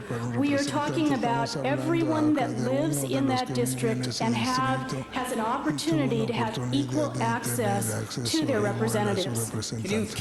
I'd like you, to the extent that colleagues in the room could pay attention to this one particular point, can you underscore that point for us one more time and read to us from the Garza opinion? Right. Actually, this issue was addressed very recently by the Garza case, another well-known redistricting case affecting us in Los Angeles, and the court held there, the purpose of redistricting is not only to protect the voting power of citizens, a co-equal goal is to ensure equal representation for equal numbers of people. Interference with individuals' free access to elected representatives impermissibly burdens their right to petition the government. Since the whole concept of representation depends upon the ability of the people to make their wishes known to their representatives, this right to petition is an important corollary to the right to be represented. And it goes on to explain that even though non-citizens or minors are in a district, they have a right to be represented, a right to access to their elected officials. Now, let me just ask you a question based on that, which is many of the cases, not all, but many, if we can have order in the room, Mr.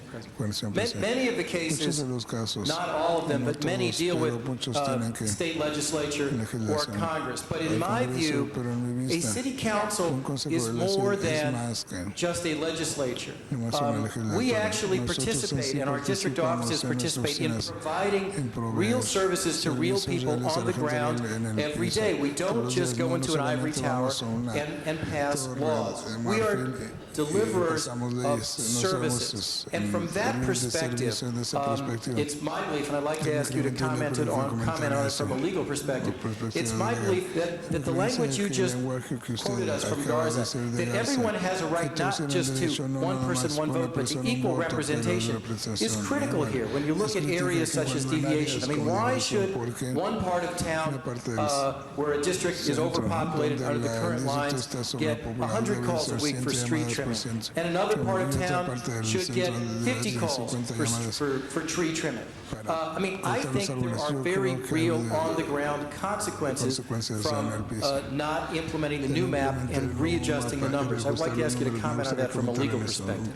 Well, the malapportionment among districts that affects the city right now is as high as 20 to 30,000 more people in a particular district, 20 or 30,000 fewer people in another district, which means that if I live in the overpopulated district, I'm going to have that much less opportunity to get the attention my phone called in to the representative. And that is a component of one person, one vote. One final legal question for you, which concerns the crafting of the new city charter. And I read my friend Professor Chemerinsky's letters on this subject, but I mean, I think you can look at issues of legislative intent in a couple of ways, and there's always questions in the court as to whether a court should ever entertain a question of the matter of legislative intent.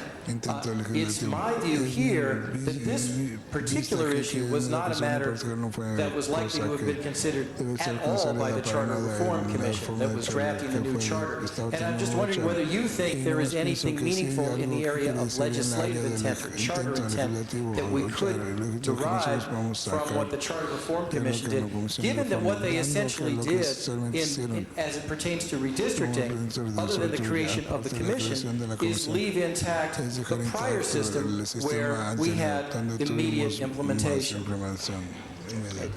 Anthony Alcorn, Assistant City Attorney. There's no evidence here of legislative intent one way or another. And which means there is nothing upon which you can base a legal argument that the new charter, although silent, actually wanted us to do it differently. Without some evidence of that legislative intent, the courts are not going to indulge the question. Thank you, Mr. President. Thank you, Mr. Weiss. Ms. Gruen. The issue before us today is about people, not politics. It should be about the future of the city. We decided and the commission agreed that the San Fernando Valley should have a fifth valley seat. This valley seat was based on the census data, in which is completed every 10 years. Every 10 years, we face the challenges that many of you in this room are considering about redistricting, and at no point in time in the history have we delayed implementation, even when 97% of a district was changed. The issue is also about the valley getting its fair share, because the largest growth occurred in the 2nd and the 7th districts. And let's talk about resources. As a council member, each of us has approximately close to $2 million in resources that are spent in the district. We get those funds on July 1st of this year. If we delay the implementation, that part of the San Fernando Valley will not get its fair share. That is not what the commission rightfully determined. How many field representatives or caseworkers would that pay for in the valley? Thousands of neighborhood problems and complaints could be addressed and solved with this new deployment of city personnel and resources in the valley. There should be no delay in the reallocation of resources based upon the census, and those resources should be in the valley now. If the old district lines remain in place, residents who live in the valley will also not have equal representation. I don't want to tell the valley that they should not have an equal voice in our government. Democracy delayed, to me, is democracy denied. I've thought about this issue long and hard, let me tell you, because it's not an easy decision. But I have tried to balance the fact that all of us, and I mean all of us in this room, will lose people in our district who voted for us. Each of us will have to learn a new constituency. That is part of the process of redistricting. If we are delaying to the people of this city, we will represent you, but we're delaying it for political reasons. Specifically, and I want to make sure and it bears being specific, the impetus for delaying the effective date comes from my colleague, Councilwoman Galante, who I respect dearly. And she wants to complete her remaining 1 year of her term in the office for those that elected her on the west side, and does not want to move her district wholly into the San Fernando Valley. Councilwoman Galante should be applauded for her dedication to her constituents. Understandably, as a new elected official, I would like to represent the area in which I'm going to run in next year. Nevertheless, I believe that it's completely wrong on public policy grounds that we delay.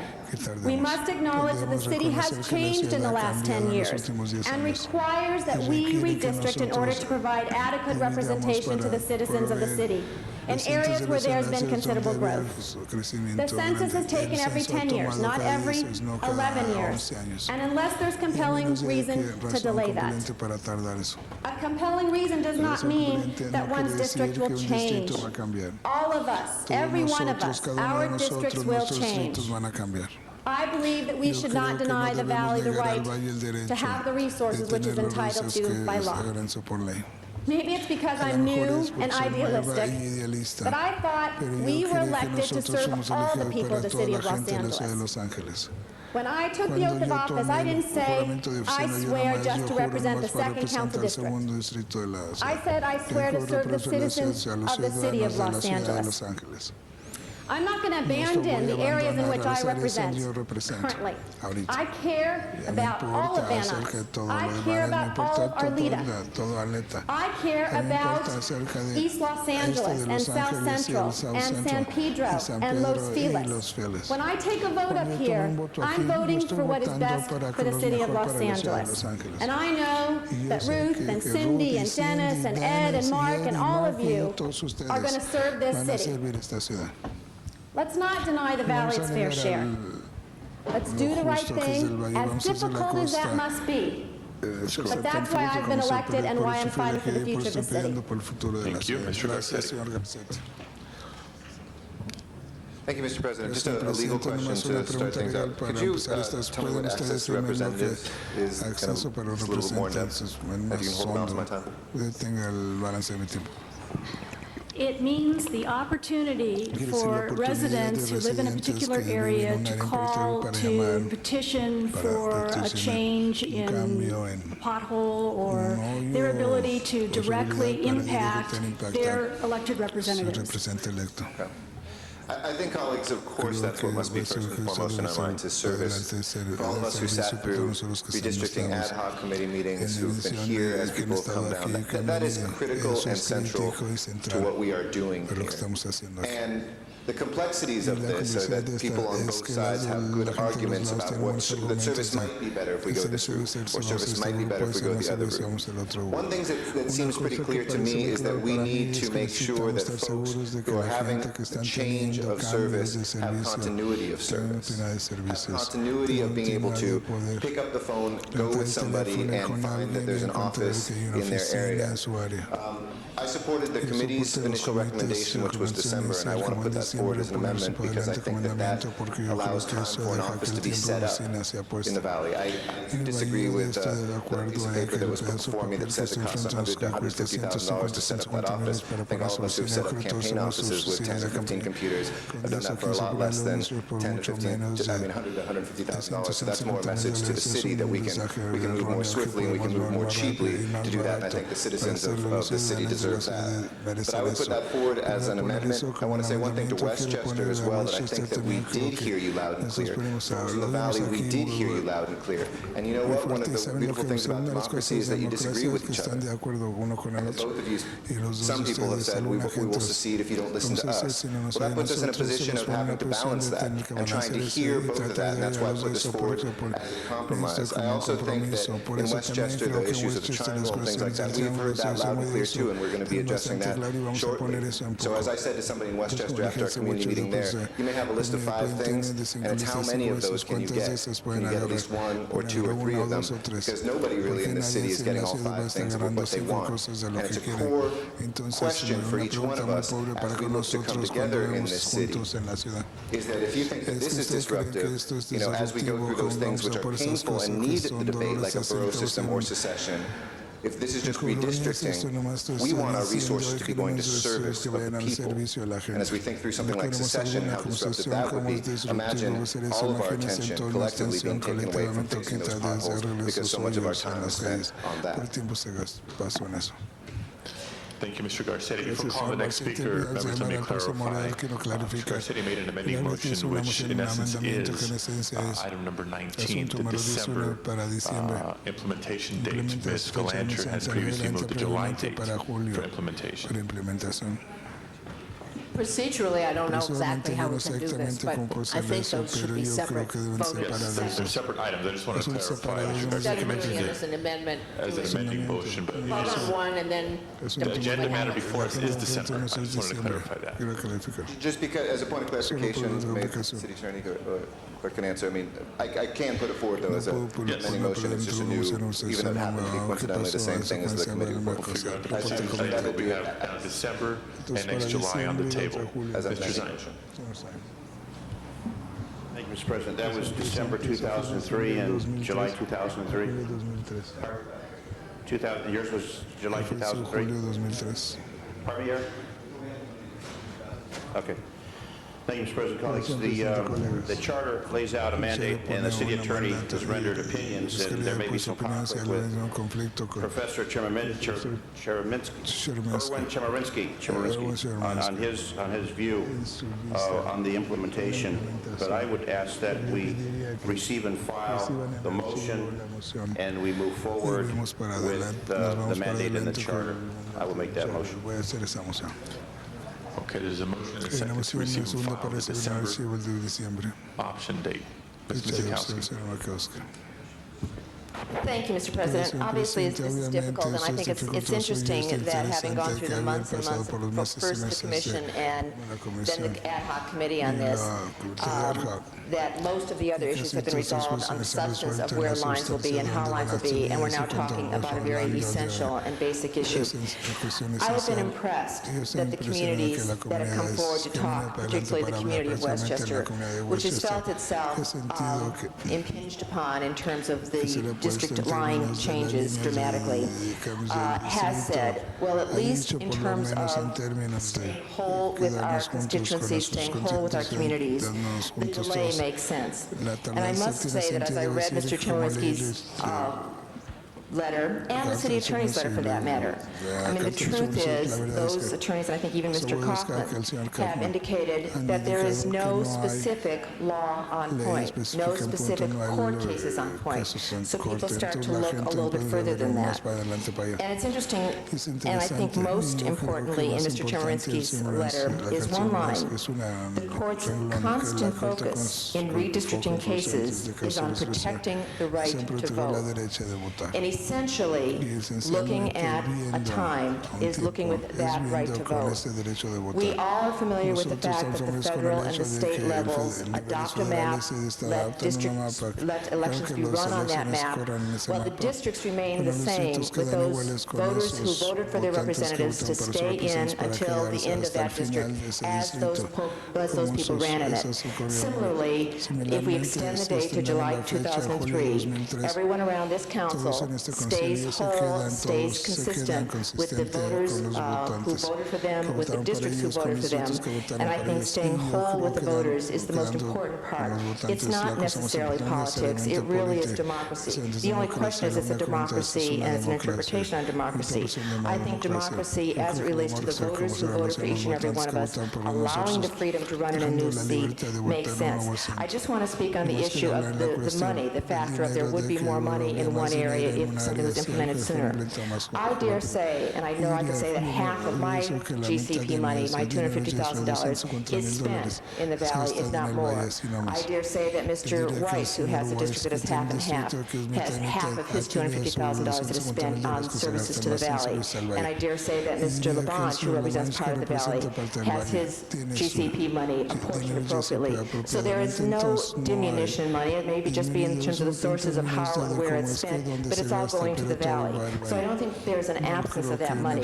I also did want to just let the people in Westchester know, since it hadn't been addressed, that there is also a motion, and after we deal with the date issue, you may want to stay around on the issue of item 17, because there is a motion on the table which also addresses one of the other items you asked for, which is keeping Westchester whole and moving the triangle, the Westchester Triangle, back into CD11. But I think, again, when we look at all of the issues before us, the thing that most rung out with me, as well as keeping our faith with the voters who voted for each and every one of us in the districts in which we have run, is that issue of focusing on the election. We adopt this map, it goes into effect, races can be run on the new district lines, but those who have been elected, who do serve now, in fairness, have their district offices, have their services, will continue to serve the districts from which we were elected, and let the shift occur coincident with the election, as it is consistent in every other jurisdiction. Mr.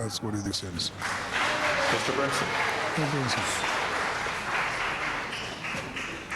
Members of the council, having been through this a few times, not a few times, but 2 or 3 times, I think this is the 4th, considering the time that we had to redistrict after a lawsuit. It's not an easy issue, but the most important consideration, in spite of how any one of us feel about our districts and everything else, is the people who have elected their representatives. And that's why I seconded Ms. Galander's motion for July 1st, 2003, because it creates the least disruption. Obviously, the people who are in the 6th now will become in the 11th. They're going to be delayed 2 years as far as redistricting, as far as being able to vote is concerned. But you know, everybody's affected when we have redistricting. And I can say for those of you that are worried about the new areas and so forth, you know, when the last reapportionment, I got part of Silmar, which wasn't thrilled to get me, but they learned to love me anyway. They re-elected me. So, you know, that'll, I mean, you know, and as far as the campaigning is concerned, I would imagine that no matter what date we approve, that the moment that date changes and the districts change, the people who are representing those districts will start campaigning in some way in the new district, in the new district territories. So I'm going to initially, I don't know, I doubt the votes are there for July 1, 2003. I would hope that all of you would give some consideration to that. And I do appreciate Councilwoman Gruel's position, just having been elected and having to stand election again in March, and I appreciate that. I know it's difficult for her. I think she's got a cinch, but anyway. But whatever happens, we should think in terms of who are we disenfranchising by our actions. And the least amount of disenfranchisement is being done by July 1st, 2003. If it fails, then I'll have to go another course and I'll have to make my mind up about that. Then I may think a little more sympathetically in some directions. But I firmly in my heart believe that the correct time is July 1, 2003. That's how I feel about it. That's how I'm going to vote.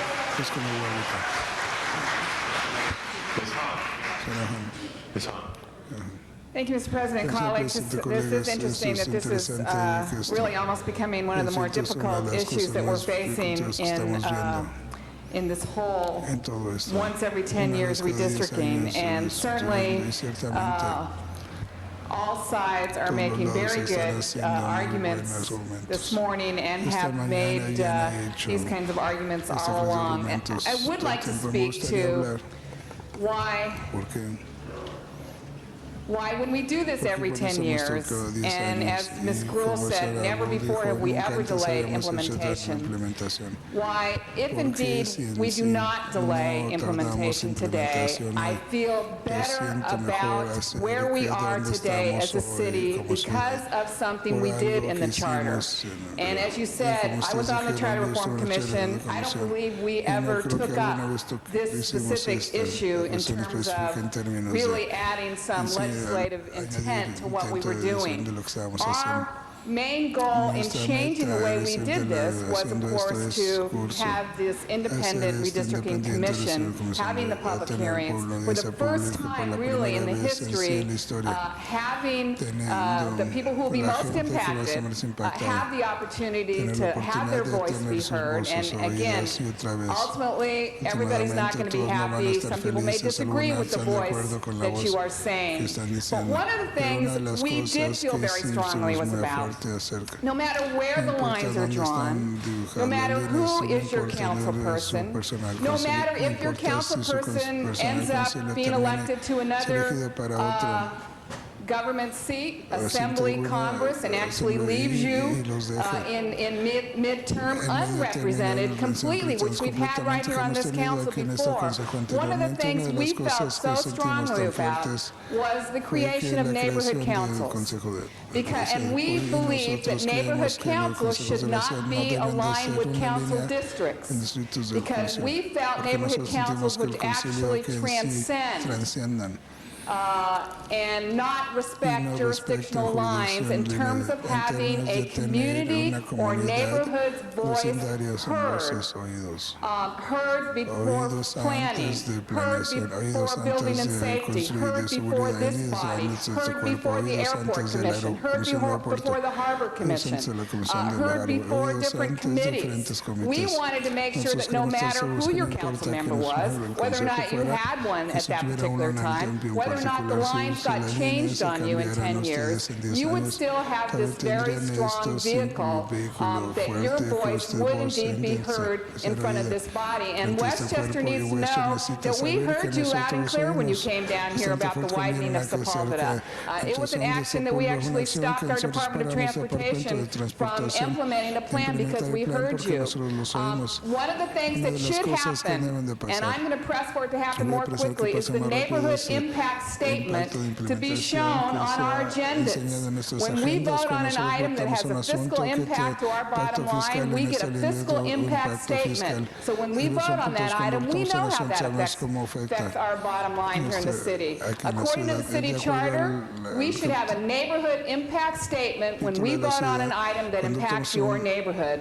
Whether or not your council member has lobbied for you, whether or not you've been even able to come and testify, that is supposed to be the debe of de the ser el Department of trabajo del Neighborhood Departamento de Empowerment through Vecindarios, every neighborhood un council in the parámetro city. para todo. So while I know you're not all going to be happy, Si los directores I no van a believe our estar felices, system luego que nuestro actually en sí allows for the deja voices que of las voces neighborhoods de throughout the vecindarios city to be que heard, tolera que sean ser oídos irrespective of council irrespectivos district de lines. And I líneas think del that's what we distrito. Y wanted yo to creo que do lo que on queremos the hacer Charter Reform Commission, en la almost more Comisión than de Charter, anything. más Not que to nada, diminish no the impact that your el council member impacto que has, el miembro del not to consejo, diminish the que no fact that we termine el can hecho certainly de pick que up nos the hemos phone and colocado have a el teléfono particular y service tenemos un delivered to you, servicio entregado para but ustedes, so pero that all para que voices todas would las be heard voces sean equally in this oídas city igualmente through en la neighborhood ciudad por councils, los no consejos de matter vecinos, no importa who your council member que sea su is, no matter consejo, where that line no is importa drawn. dónde And in esté fact, there will be y el some hecho of de que you va who a will haber not even algunos de have a ustedes que council no van a member tener miembro del because they've consejo left the porque office se for one fueron a la reason or oficina another. alguna razón u So otra. I feel better Entonces me at this siento point in mejor our en este history than I punto en la ever historia have que been,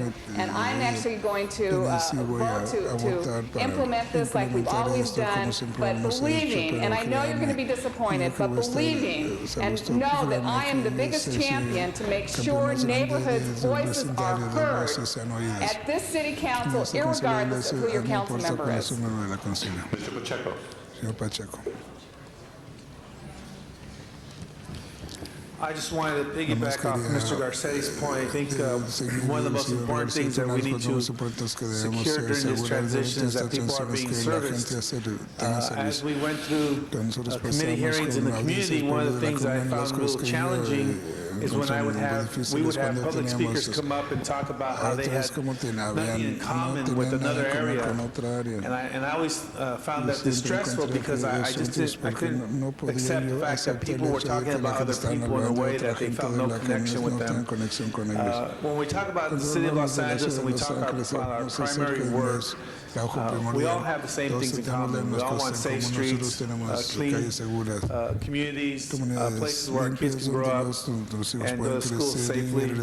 And I think for me, the fact that we have an important issue looming with the vote on secession, everything is sort of viewed in that context. So I'm going to support Ms. Galanter's extension because I think it brings continuity to the services. It gets people oriented to the fact that change is coming, and ultimately people are going to have someone that they can turn to get things done as we go through this process. And I just hope to God that we're not redoing all this on November 15th. But from my viewpoint, I believe continuity and services are going to keep us together, so I'm going to support the extension.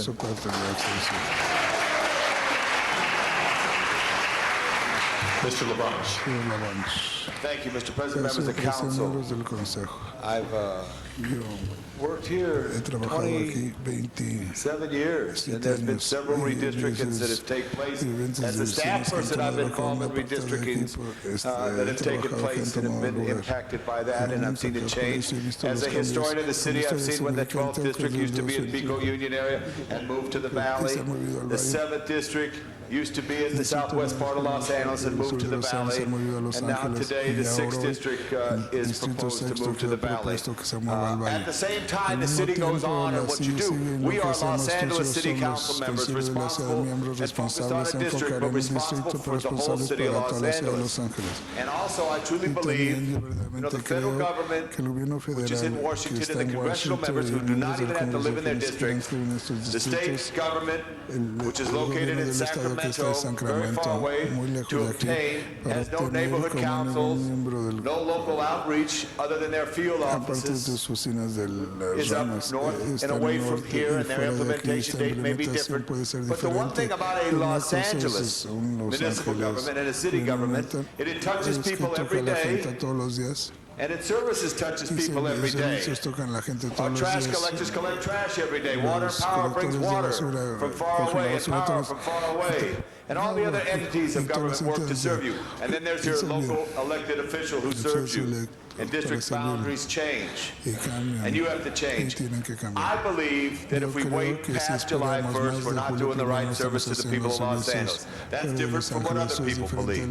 But I believe it's important to change and to have that district change. I know it's very difficult for constituents of Westchester, especially who's grown accustomed to a very passionate and a very strong visionary as Ruth Galanter has been. And it's tough to see that change. And also, I wasn't here, too, in the time that I was gone away from here. And I know it's a tough time, Ruth. Extremely tough time. But then there's people out there who need you and need the 6th District out there and need leadership out there. And I know in the times that I've had the involvement as a staff person in the district change, when the 4th District used to go to Figueroa Street, and more through Koreatown, you applied yourself and you worked hard. And then when it changed, when the 4th District went out to the valley, you applied yourself and then you worked hard. That's what our jobs are, to serve all the people of Los Angeles. So I think it's important to be consistent to what has been done before in our processes every time it was implemented. Sometimes very recent in the court cases that Mr. Burnson talked to, when there were shifts that took place back in the 1980s. So I just wanted to stand to give you a little bit of that perspective. I know it's not a tough day for everybody, but the important thing is that the city moves forward and trying to serve people, and that we provide the leadership to make sure the departments serve people as they should do. That the departments serve the people of Los Angeles, and our employees of Los Angeles work with the community regardless of what a council office is, that they are applying their talents and skills to listen to people and act on their behalf. Thank you very much. Thank you, Mr. Lavance. Ms. Galanter. Thank you. I appreciate the support from those who support my position. I'm sorry I disagree with those of you who don't, but I do want to add a couple of things for the record here. Excuse me. First of all, Mr. Alpern persists in saying that this is all based on my request. The reason I have made the request, I did make the request. The reason I made the request is that my constituents who elected me, the ones who elected me, asked me to do so. So I think it's important to have that on the record, because in the event that somebody finds somebody to sue us if we delay this, that we at least ought to have our records straight. So I wanted to be clear that the reason that I made the request in the first place is that I believe I owe my obligations not only to the entire city, but most especially to those people who cast their votes for me, and some of them who didn't. And I do want you to know that I've had a number of people come up to me who are my constituents who told me they don't agree with me about much of anything, but they think I'm right on this one. They don't want to suffer the disruption. I also want to address one other point that the city attorneys keep bringing up, which is there a compelling reason to do it differently this time? I believe, unfortunately, that we are stuck with a very compelling reason, and that is the fact that this city is going to vote on some proposed major reorganization during the period between today, when we draw the districts, and the period when the new council members take their seats. And that is the vote on secession for the Valley and for Hollywood. Just consider this, guys. In the event that we transfer the 6th District and all the representatives, the musical chairs change today, or at the end of this month, if secession passes, Mr. Deaton assured me when I asked in public here one day that what we would do then is immediately redraw a map of 15 council districts within the city of Los Angeles, the remaining city of Los Angeles, so that people could run in those during the campaigns of 2003. But we would delay the implementation of those lines until July 1st, 2003. So, and I understand why. We don't need to go through that. It'll take way too much time. But it's okay to delay that implementation. I don't see why there's a problem delaying this. And what concerns me particularly is that in the event that Valley secession is approved, we have a really serious question on our hands during that transition period between November of this year and July 1st of next year, the same date I'm proposing that the new seats take effect, that the council members sit in the new seats. During During that period, we will know who's negotiating on behalf of the Valley because they will select them in November. All of us here, including those who don't live in the remaining city of Los Angeles, will be responsible for negotiating on behalf of the city of Los Angeles. It seems to me that the residents of the new 6th District in the Valley are not being best served if during that situation where their interests are still at stake as residents of the soon-to-be new city of the Valley, they are being represented by somebody from the other end of town. What am I supposed to do in that situation? Who do I represent? Where I live and where I was elected, or where I got sent during a transition period? Now, if it doesn't happen, it doesn't happen. But you and I do not know today whether it's going to happen or not. And I'm not as confident as several of the previous speakers that the people on both sides of the line are going to be totally reassured by the fact that we have recently elected enthusiastic new council members. This is a problem you and I can't control. What we can control is making sure that we have in place the most orderly possible system to deal with whatever happens in November.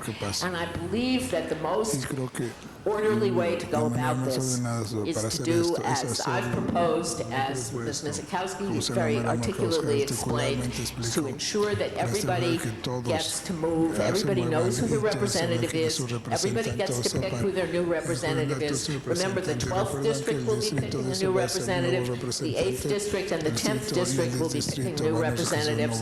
I feel reasonably confident that the other, and the 6th clearly will, that the other even-numbered districts are going to have continuity built in. I don't think there's going to be a problem.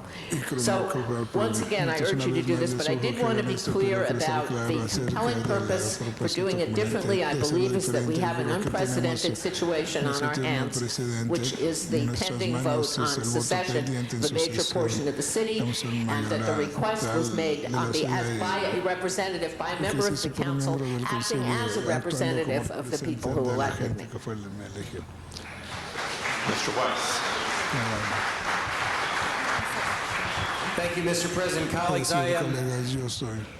I must confess I come down in a different place, but one reason I come down in a different place is because I have an abundance, interestingly enough, here at this one-year mark, I have an abundance of faith and confidence in each and every one of you, because I know the kind of energy that you have, I know the kind of energy that got you here, I know the kind of energy and dedication that each of you devote to your jobs every day. I have complete faith and confidence that when my colleague Ms. Mizikowski begins to represent the southern portion of the new 11th District, that she will set the gold standard for representation as she has in other parts of this city. I have complete faith and confidence that when Ms. Galanter and when her terrific staff begin to represent the 6th District, that they will hit the ground running and that they will do the Valley proud. I have faith and confidence that each and every person on this council, when they begin representing a new part of town, will do every single one of us in the city of Los Angeles proud. And I have faith and confidence that everything Ms. Hahn spoke about how we are at a crossroads here, about how we have reformed government beneath our eyes here in Los Angeles with neighborhood councils, with the Citizens Redistricting Commission, and with the new city council that, let me tell you folks, is not your father's city council. I have faith and confidence that each and every one of us are going to hit the ground running and do credit to the city of Los Angeles. So I don't believe there's a compelling purpose here, because this body is going to step up to the plate when this ordinance becomes effective and prove to the people of this city that it's a great city that is worth keeping together. And that's why I support Mr. Zine's motion to receive and file. Now let me just ask and close where I come from with a legal point, not with a bang, but with a whimper, legally. I'd like to ask my friends from the city attorney's office to talk about this issue of a compelling purpose, because I think courts and politicians have, if we could have order in the room, Mr. I think, I'll wait. Members of the public, please, you've been afforded an opportunity to speak. We need to hear from our city attorney. I think courts and politicians might have a different sense of what the definition of a compelling purpose is. And as I see things here, there will be people, this is the case in every redistricting matter. There are people who are inconvenienced and there are people who are convenienced. I don't think you can add them up and come up with a compelling purpose. I'd like to ask your opinion on that, and I'd like to ask if you could tell my colleagues what are the sorts of concepts in the redistricting context which do constitute compelling purposes, which courts look at and say, this is compelling, not just a purpose, not just an interest, but a compelling interest. Thank you.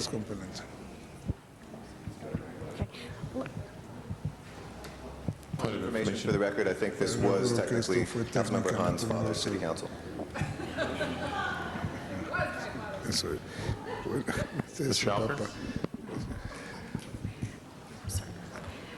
Jessica Hines with the City Attorney's Office. It is extremely important to recognize the importance of the wishes of residents of this city as we decide whether or not to delay or not delay. Of course, the individual's desire to continue their relationship with someone that they have elected is very important. We understand that. However, I do want to make clear that the court has addressed the issue of whether or not a districting which removes someone entirely from the area that they had been elected to represent and placed them someplace else constituted a violation of the law, and the court determined it did not. In other words, it's a natural function of redistricting that some people who elected an individual representative may not continue to be represented by that person after the process of redistricting, and that is not unlawful. A compelling purpose is one that affects, if you will, a fundamental right. It is affecting the rights of a protected class or a First Amendment issue. It is an interest that is so important that to not take steps to further that interest would be to deny fundamental fairness. I hope that answers Councilman's question. Just a couple of comments on. One is I think we've mentioned on the issue of all other levels.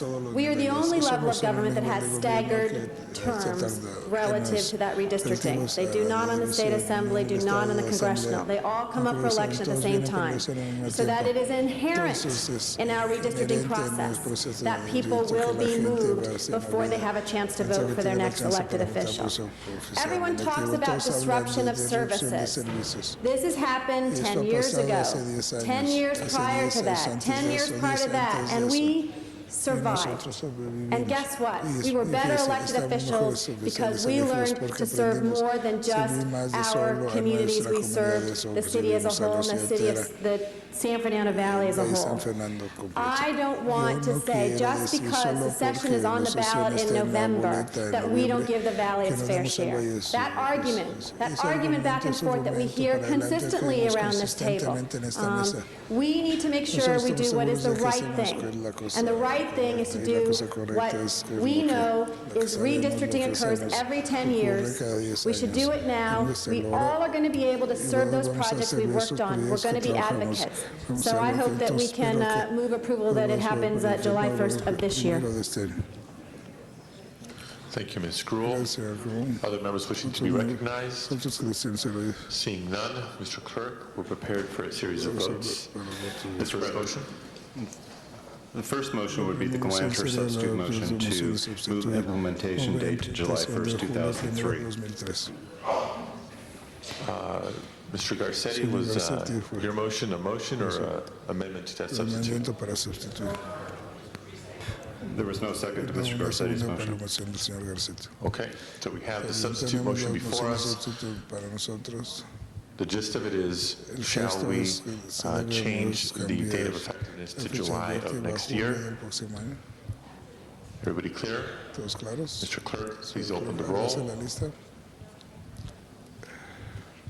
Roll is open. All members have an opportunity to vote. Please close the roll and tabulate the vote. 6 ayes, 9 noes. That motion does not pass. Next matter before us. Mr. President, it's item White's motion to receive and file the committee report. Okay, the committee report is the December deadline. So a yes vote gets rid of the December proposal to maintain the July implementation. A no vote. As far as the date is concerned, if we vote for this, what happens? I was trying to explain that, Mr. Burnson. Mr. Burnson. I want to know how this affects the date. Mr. That's an answer. Mr. Burnson, that's exactly what I'm trying to explain. A yes vote means immediate implementation. A no vote means December implementation. Yeah, correct. It's to receive. The motion is whether or not to receive and file. So do we want to eliminate the December motion? Please open the roll on receiving and filing that motion. Roll is open.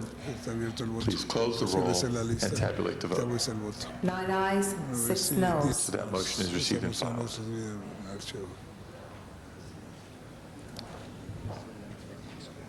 Mr. Clerk, next item, please.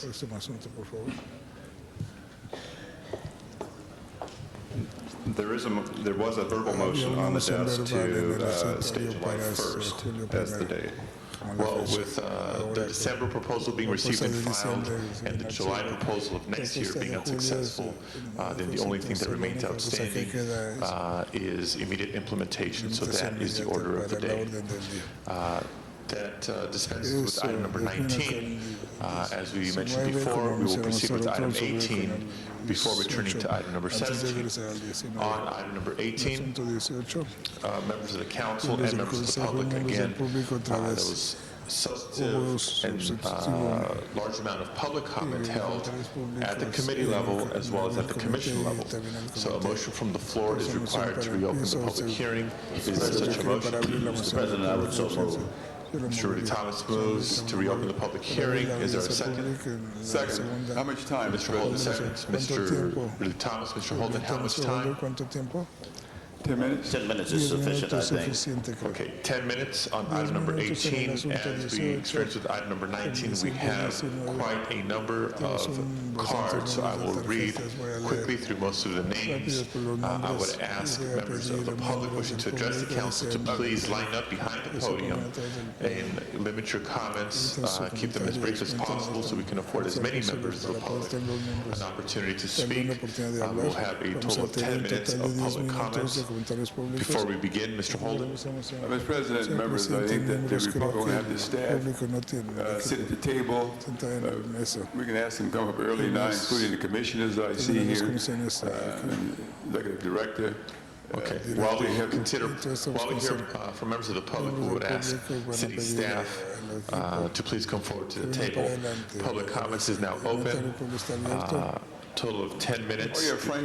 We'll begin with calling forward Ms.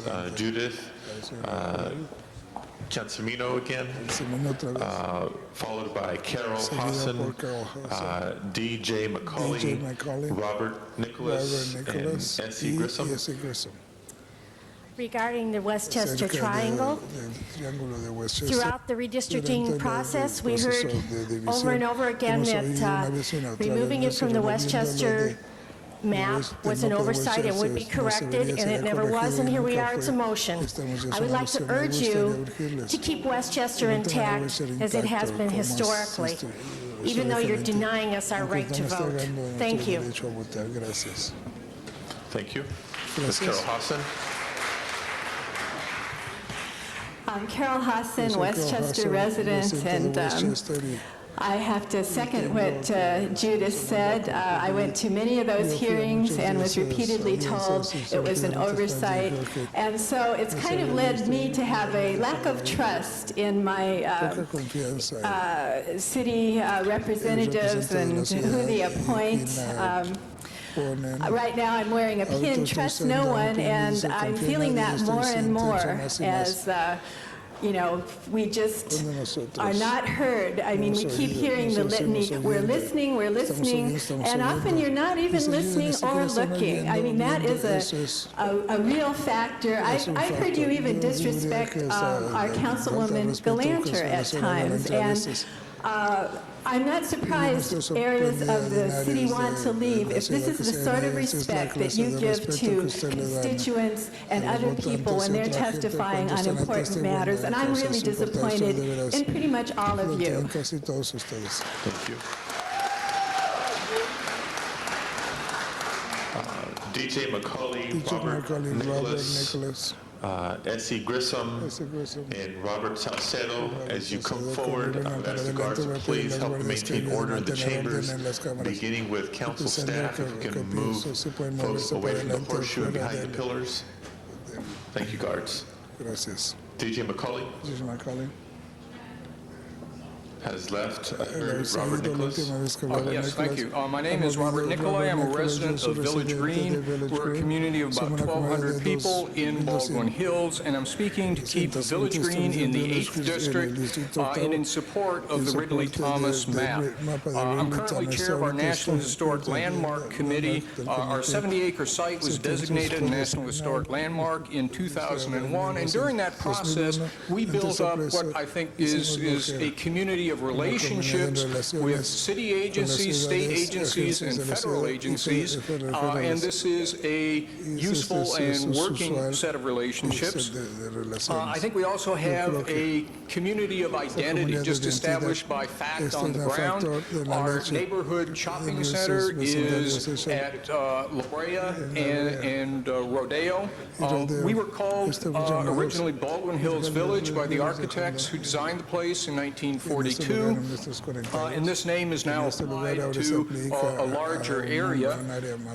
The current district boundary is Rodeo Road, which is a 6-lane, high-volume, high-speed main thoroughfare. That's the existing boundary. The one proposed map would make Coliseum, 1 block to the south, a district boundary, and this is 1 lane of traffic in each direction, and really it's a neighborhood street.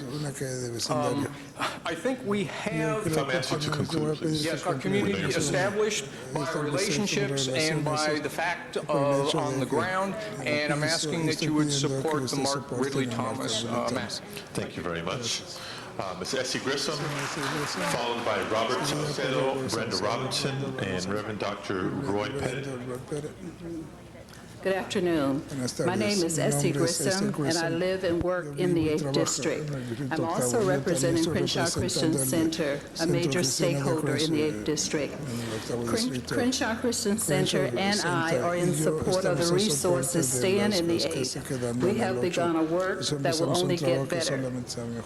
I am deeply concerned about the 8th District and the disrespect that we've been shown with the concerning the redistricting process. In the 8th District, we are educated and empowered, and we will not allow these activities to go unnoticed. Crenshaw Christian Center, and I would like to thank the Council's office for working so hard to retain the identity and historical resources of the 8th District.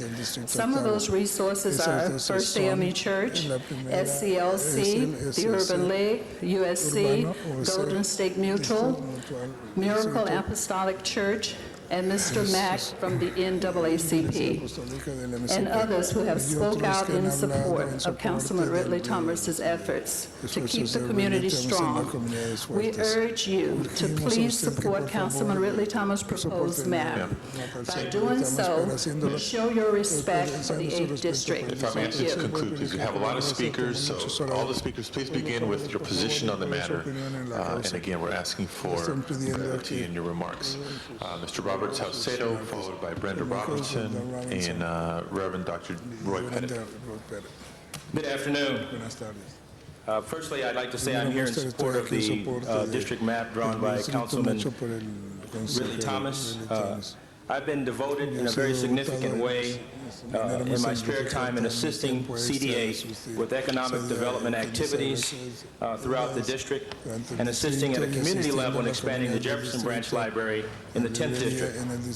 I'm also Vice Chairman of the Economic Development Council of CDA, Vice President of the Community Empowerment Corporation of Jefferson Park, and I'm the newly elected Chairman of the Board of Los Angeles Community Development Bank. A wise man once said to me that in life we must always do what's right. Don't worry about who's right, but do what's right, because people fight over what's right, who's right. Councilman Pacheco demonstrated to us acting on what's right. I'm very, very concerned about the discussions that surround two issues. One is we need to assure that the assets of CDA remain in CDA, and that this body continue to listen to the constituents that worked hard over the last 12 years to make those assets noteworthy within the city as notewortty assets, as well specifically in the 8th District. Secondly, I'm very concerned about the discussion of renaming the 8th District to CD6. This is of great concern not only to myself, but to the leadership stakeholders within the 8th District. The community's efforts has been the equivalent of a corporate branding initiative, and one that drives a message that says the 8th District is a place where families can grow and businesses can thrive. Therefore, when you consider what's in a name, you have to consider the efforts of the community and what we stand for. Lastly, I'd like to say to those who have supported this effort to include First AME, SCLC, the Urban League, USC, Golden State Mutual, the NAACP, and Miracle Apostolic Church, please stand with Mark Riley Thomas in maintaining the map as it is. Thank you. Thank you. Ms. Brenda Robinson, followed by Reverend Pettit, Jackie DuPont Walker, and Dr. Norman Johnson. Good afternoon. My name is Brenda Robinson, and I have been a resident of the 8th District for the last 30-something years. And as a resident, I have seen a lot of growth going on in the 8th District. To that, I would like to say, to remove so many resources out of the 8th District, I feel would not be in the best interest of the community and the stakeholders that have formed a bond with the 8th District Council office in making a lot of these resources possible. To attempt to do this while the stakeholders are faced with having to choose in the near future a new city council person will add to the confusion and already difficult decision. Therefore, on behalf of the representatives, I ask that you support the Councilman Mark Ridley Thomas map and keep the resources in the 8th District. Thank you. Thank you. Good afternoon. I'm Reverend Dr. Roy Pettit, and I'm here this morning this afternoon rather, to speak on behalf of Miracle Center Apostolic Community Church and the 8th District. I'm the founder and pastor of Miracle Center Apostolic Community Church and the PAC chair of the Nominative 5 Redevelopment Agency, CRALA. I have pastored in the 8th District for 26 years and have served as the Nominative 5 PAC chair of the CRA for 16 years.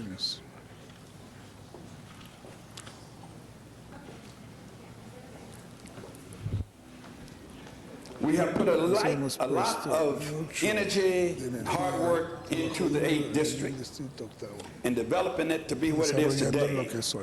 So we are here today to deliver the message to allow Miracle Center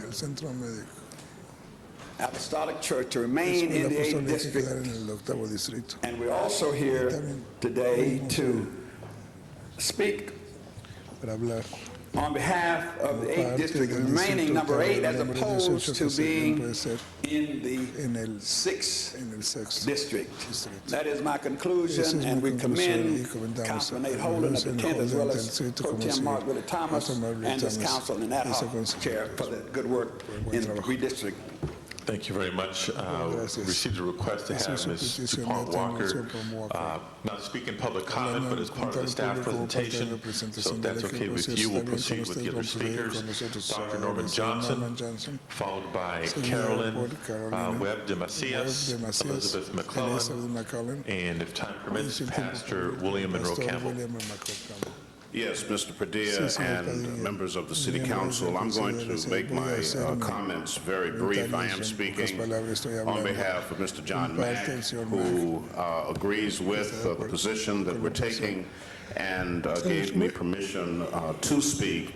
And that is that we would support the map of Councilman Mark Ridley Thomas.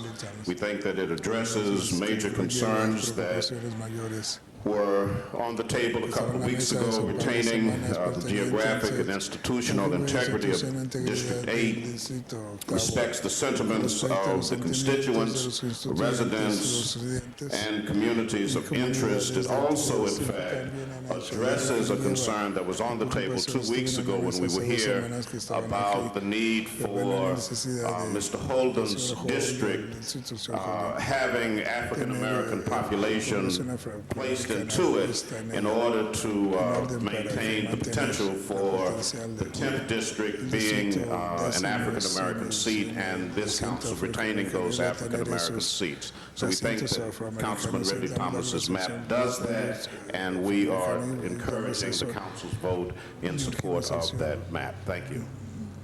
Thank you. Good afternoon. I am representing President Stephen Sample of the University of Southern California, Carolyn Webb de Macias, and I'd like to read into the record a letter that the President sent to the ad hoc committee last week. Dear Council members, the University of Southern California is located in Council District 8 in the city of Los Angeles. As such, we are very proud, but we are very concerned that redrawing the district boundaries will place several of the neighborhood partners in other council districts. For example, USC's Family of Schools program has significant interaction with Fauché Learning Center, Vermont Avenue Elementary, and St. Agnes Catholic School, all of which will be moved out of Council District 8 in the new plan. We send hundreds of USC students and volunteers into these schools daily during the school year, as well as provide financial support through our University Neighborhood Outreach Grants program annually. Additionally, we have a long-standing relationship with First AME Church and its famed Renaissance Center. A clear testimonial to the importance of this relationship is the recent awarding of an honorary doctorate to Reverend Cecil Chip Murray, famed pastor and guiding light, at our 2002 commencement exercises on May 11th. Pastor Murray and Fame are jewels in the crown of the 8th District, and we are proud to call them neighbors. We know that it is most advantageous for all parties when we share common elements of geography and political representation. Partnerships such as these are priceless and take years to build. As you consider redrawing the district boundaries, we hope that you will take into account what these partnerships mean to the City of Los Angeles and to the University of Southern California. Sincerely, Stephen B. Sample, President, and Robert C. Packard, Professor of Engineering. Thank you very much. Ms. McClellan will be our final speaker. Good morning, council members. I would like to take the opportunity before I begin to say my talk this morning to present this book to Mr. Holden, Councilman Holden. It's entitled The Redman, and it's by Randall Robinson, and it asks the question, what blacks owe to each other. Would you give that to Mr. Holden, please? He may share it with me, please, and my number is in there. Call me when you finish. I'm here this morning to speak on behalf of the map that has been submitted by Councilor Mark Ridley Thomas. I'm Elizabeth McClellan. I'm from South Los Angeles, and I'd like that to go in the record this morning. Do not refer to us any longer as South Central. We are South Los Angeles. we've engaged in through the leadership of our strong councilman in a project called What's in a Name. We've named our communities. We've tried to remove the stigma, and we don't want city council of all people to refer to us as from South Los Angeles. And I want to thank you. I support the map of Councilman Mark Ridley Thomas. Thank you very much. And I'm a grassroots worker. I'm not just, I don't have any long title to give you this morning other than I work very hard in this community and I work for all of Los Angeles. But I work in particular for the 8th District. And for anyone to try to separate the work that we've done and put it in any other district or name it by any name or take anything out of it, we consider that a disservice. And I hope this council members are hearing that this morning. Thank you. This concludes. If I can ask for order in the chambers, this concludes public comment on item number 18.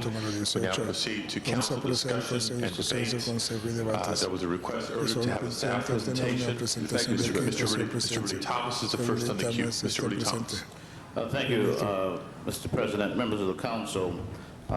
We appreciate the fact that those of you who are here in the audience who did come to support a reasonable resolution have spoken to that. And those who didn't get a chance to speak but are here in support of the Ridley Thomas proposal, if you'd be kind enough to stand so that you can be recognized so we can say thank you to you. We appreciate that very much. All those who are here on this matter. Mr. President, I want to move 18A.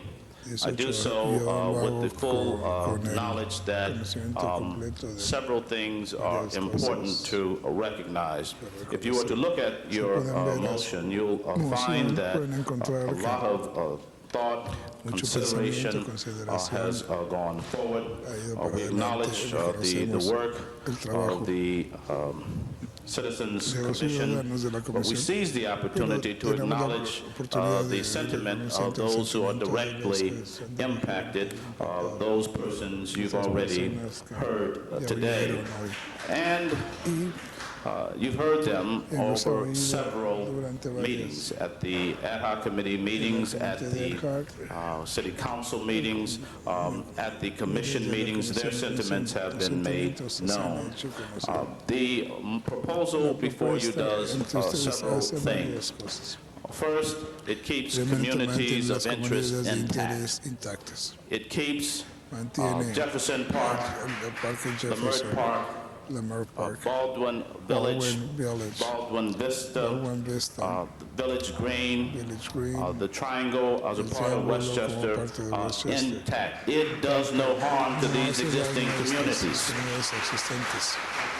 Secondly, it ensures the viability of the 3 seats so that there is potential electability for African American office seekers. That's a goal that all of us have embraced, and this proposal does that. And finally, I wish to say that it increases or strengthens the voting numbers from those respective districts, particularly 8 and 10, in this particular scenario. So when you look at the 10th Council District today, with respect to voting age population, with respect to registration, there are increases pursuant to my proposal.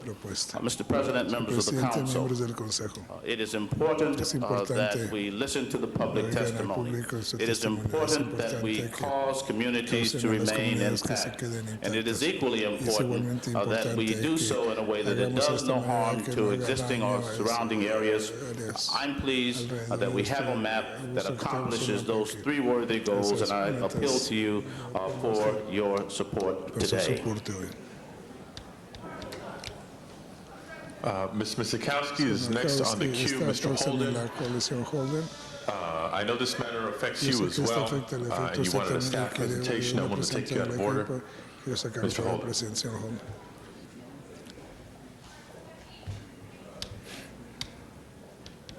Commissioners and commission staff.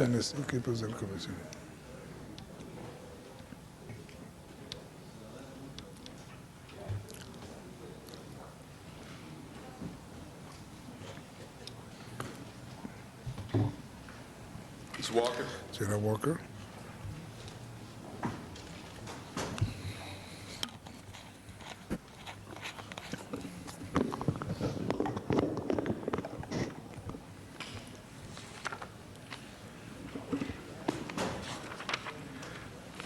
By way of introduction, Mr. President, honorable members, my name is Frank Cardenas.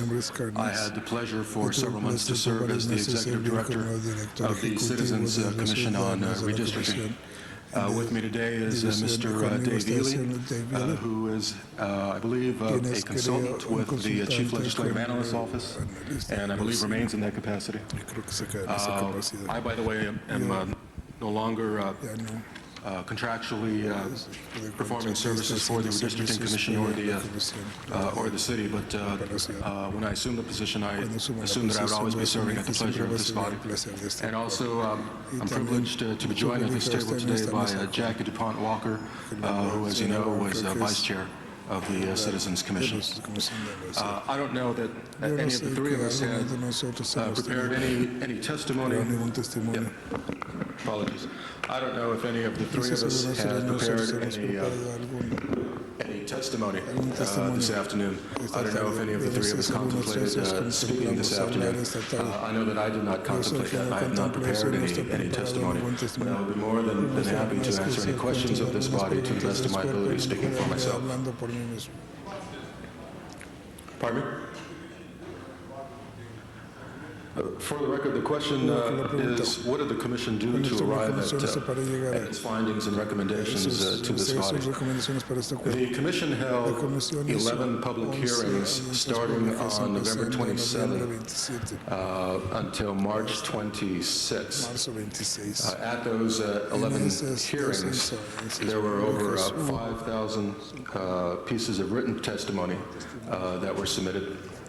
There were over 3,000 people who actually attended these 11 hearings, which, as those of us involved in public service and public hearings from time to time, know how difficult it can be on almost any issue to get an average of 300 people out to a series of meetings. But the Commission, through its earnest work, was able to accomplish that. Of those 3,000 people who attended the Commission's meeting, there were over 800 people who actually took the time to fill out a speaker's card and provide their verbal testimony on the record to the Commission. The Commission deliberated very often.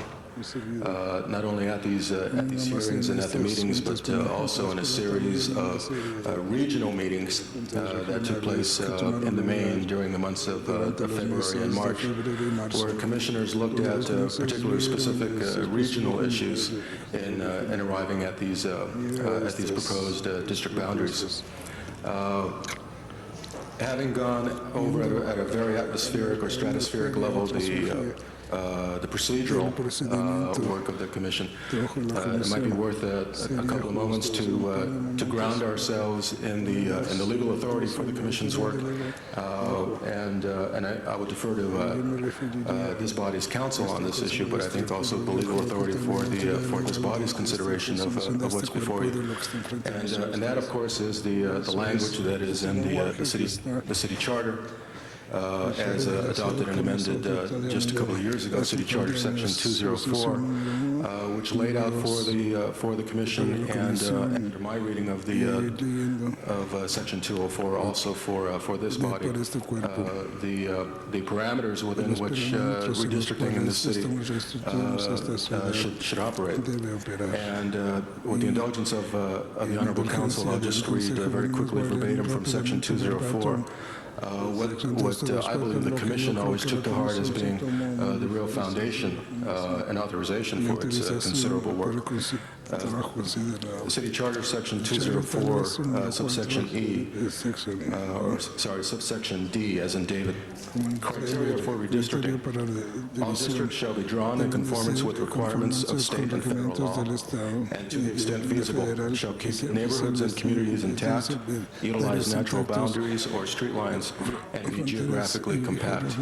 As the Commission's report strives to articulate, the Commission took Section 204 and its guidelines, its precepts, very much to heart, and in its report to this body suggests that its work was completely faithful to those precepts.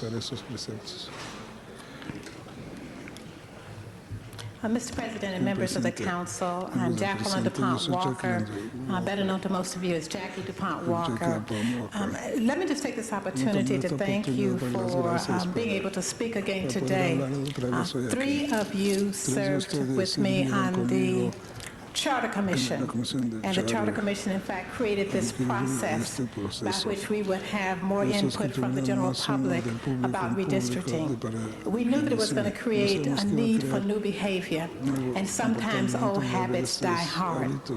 And as I accepted the opportunity to serve with the Redistricting Commission because it was a challenge, and I do like challenges, and I know each of you do. And so as the Redistricting Commission initiated its process, and I think our executive director or former executive director has very carefully outlined that, we were very mindful of the fact that we were in fact holding those hearings for your purposes to draw the final lines. We understood that even our best and final vote was something that you would rethink. I do urge you today to remember the process that we engaged in, the numbers of hearings and the numbers of people who came out in a city that people often say would not engage in a public process. They came with the hope that when their voices were heard, it would ultimately be reflected in the final lines that are drawn here today. In addition to those hearings, we went into small group clusters, pretty similar to, I guess, what happens in the rooms where you deliberate. I've not been in those rooms. But we attempted as representatives of the council districts to try to deal with the critical issues around the lines and the neighborhoods and communities and the principles that the commission had adapted. We felt at all times that council members were key stakeholders in the process. And so I believe that each one of us representing a council district tried to maintain clear lines of communication with the members who had appointed them. I certainly did that as a representative of CD10. We did not always agree with the member who was a key stakeholder. I can tell you that my member said from the very beginning he felt the process was going to cloud the waters, but that did not in any way stop him from communicating with me on a regular basis his true feelings about the work of the commission.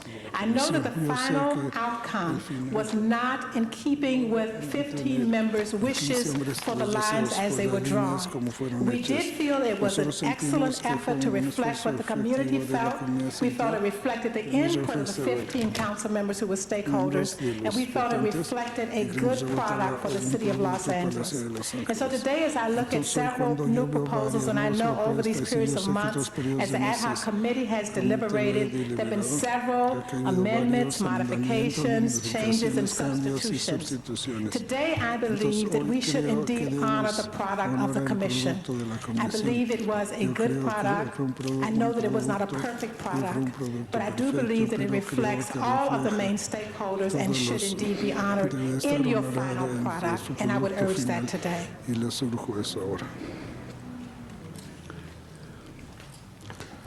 President, members, I just want to ask Mr. Ely if you want to make any additional comments. And if not, if he does, fine. Then I have a few questions. I think you said there were 3,000 individuals who attended these hearings. That's correct, Councilman. 3,000. So about 11 of them are around the city of Los Angeles, is that correct? That's correct. Such hearings.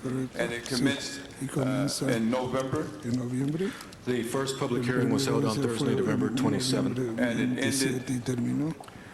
The last, let me make a distinction, if I could, Councilmember, between, and I should have clarified this earlier, the 11 public hearings as distinguished from the Commission's meetings where actual votes took place. So there were 11 public hearings where the sole purpose of the gatherings were to hear testimony from the public. In addition, there were, I believe, about 5, maybe 6 commission meetings where votes were either taken or considered. And at every single one of those commission meetings, there also was the opportunity for public testimony.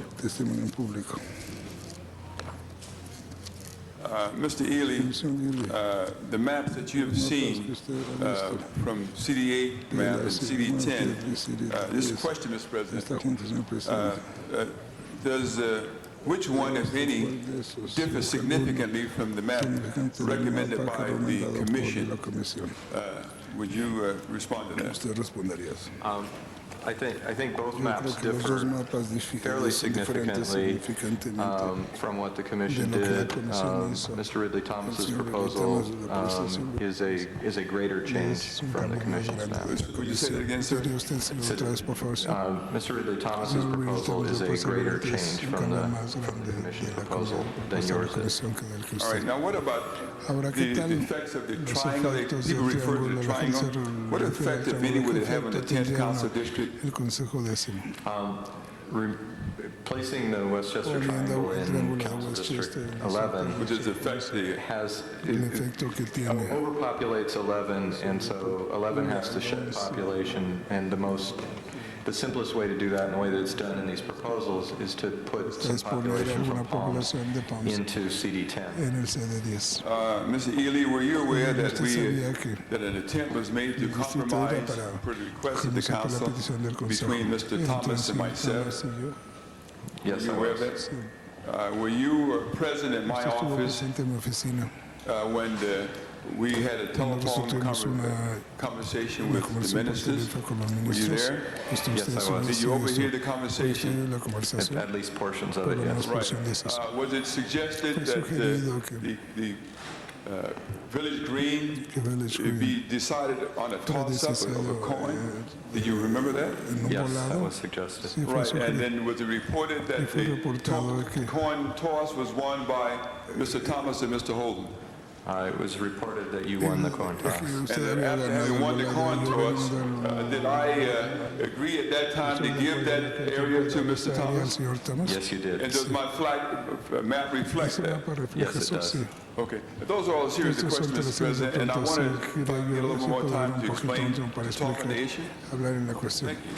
Mr. President, members, this is the first time in the history of Los Angeles that reapportionment, redrawing the boundaries, was taken away from the elected official, the politician, and given to an independent commission. And there was a good reason for that. The voters decided that's what they wanted to do. Even having said that, every voter and interested person in the city had an opportunity to attend at least 11 of such hearings. So therefore, the ones who were interested, all the information was disseminated to the various active organizations and individuals. And nobody was denied an opportunity to participate. And yet we come at the last day, 24th hour, and we say we want to make major changes from that which is recommended by the Commission. Mr. Thomas said that the stakeholders will remove the churches and so on from his district by the Commission. And the body suggested that I try to find a compromise for that purpose. I talked to Reverend Murray, and Reverend Jackson is here. We'll stand up in the midst of this. I talked to Reverend Murray, it was Bishop Blake, it was Mr. Thomas in the room, there was also John Mack was in the room, etc. And we all came to some agreement that we would, I committed to put the churches back into Mr. Thomas's district, and my map does in fact reflect that. Even though they subsequently sent letters saying it doesn't really matter, they don't want to get involved in this contest at all, and left it to us to make that decision. I just want to say that in the last such meeting, he asked for more, and I gave more. But you know, you can't disadvantage the 10th district to the extent where you are not likely, with a high probability, of electing another African American. Now, you might be able to do it this year, maybe yes, maybe no. But in a contest, when you start to put the kind of strategies and votes together, the predictable outcome may not be as intended. And for those who say we want the stakeholders, the churches in certain districts, fine. But I think foremost, you really want to have an opportunity to have 3 seats for African Americans. Ms. Cardenas, was that the charge of the commission to, first of all, set aside 3 specific seats for African Americans?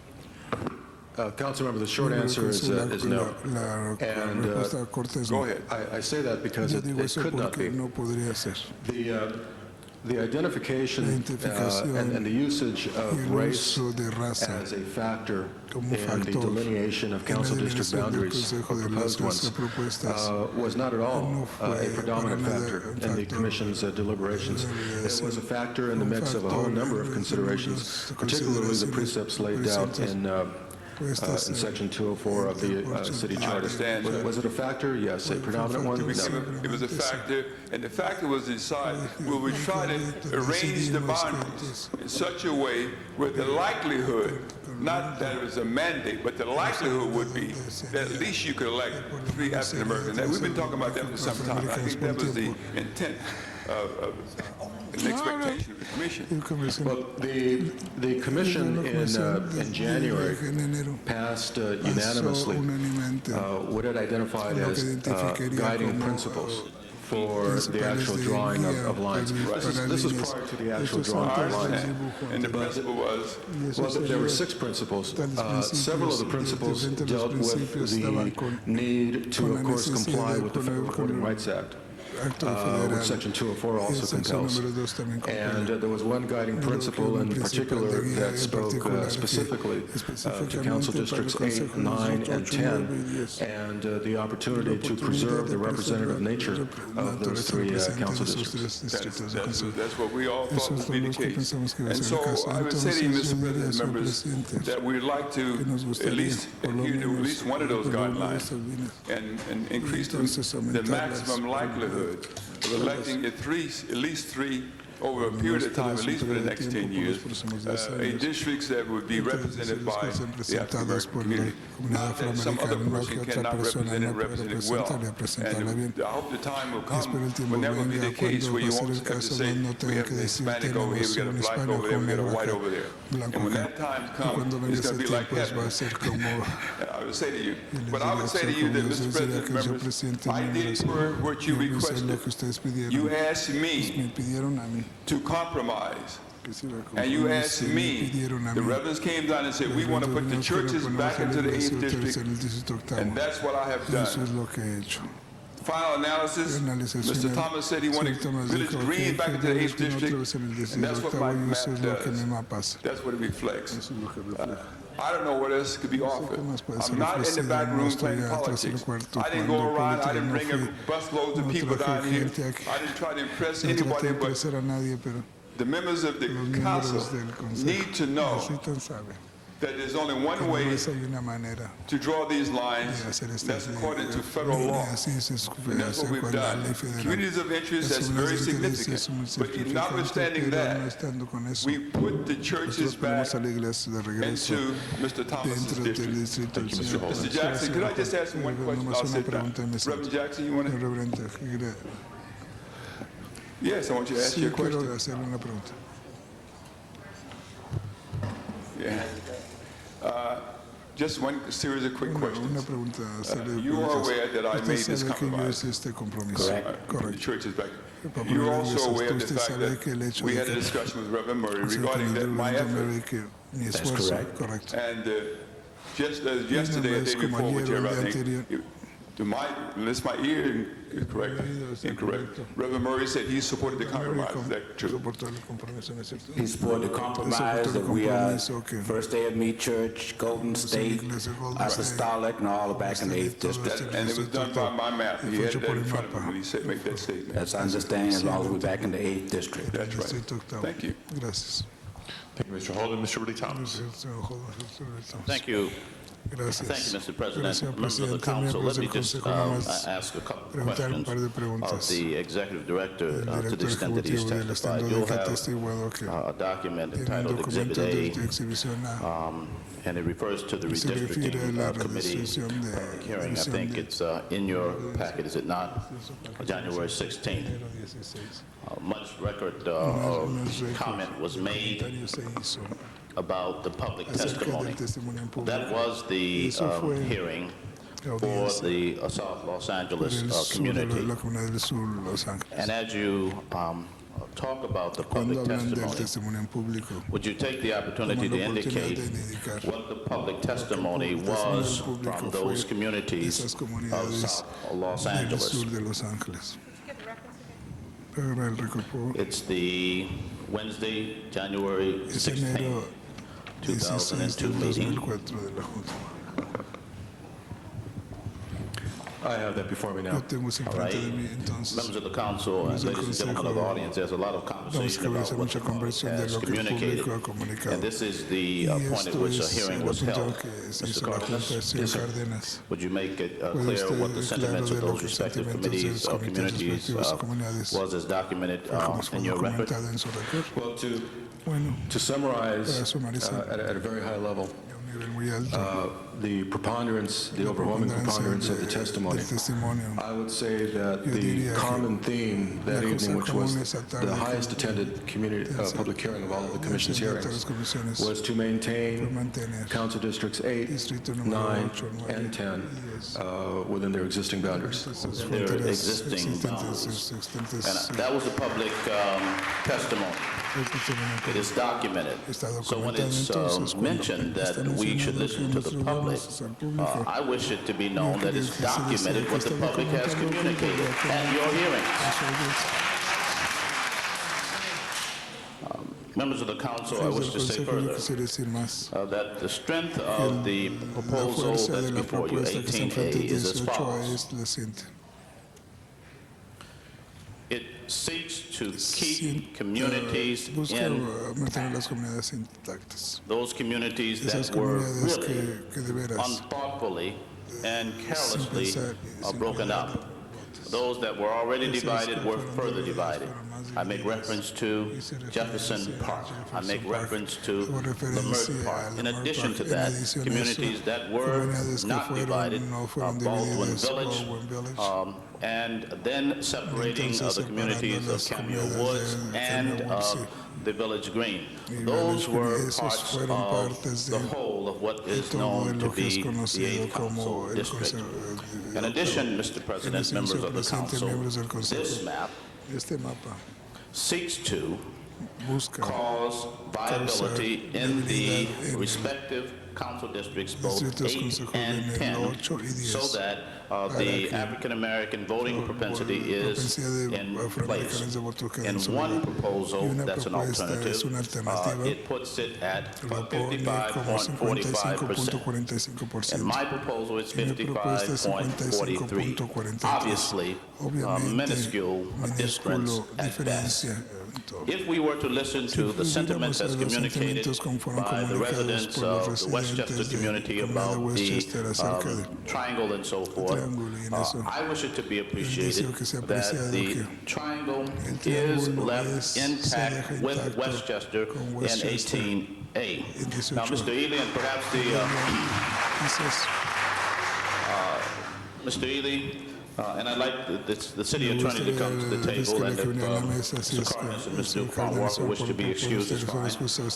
Thank you very much.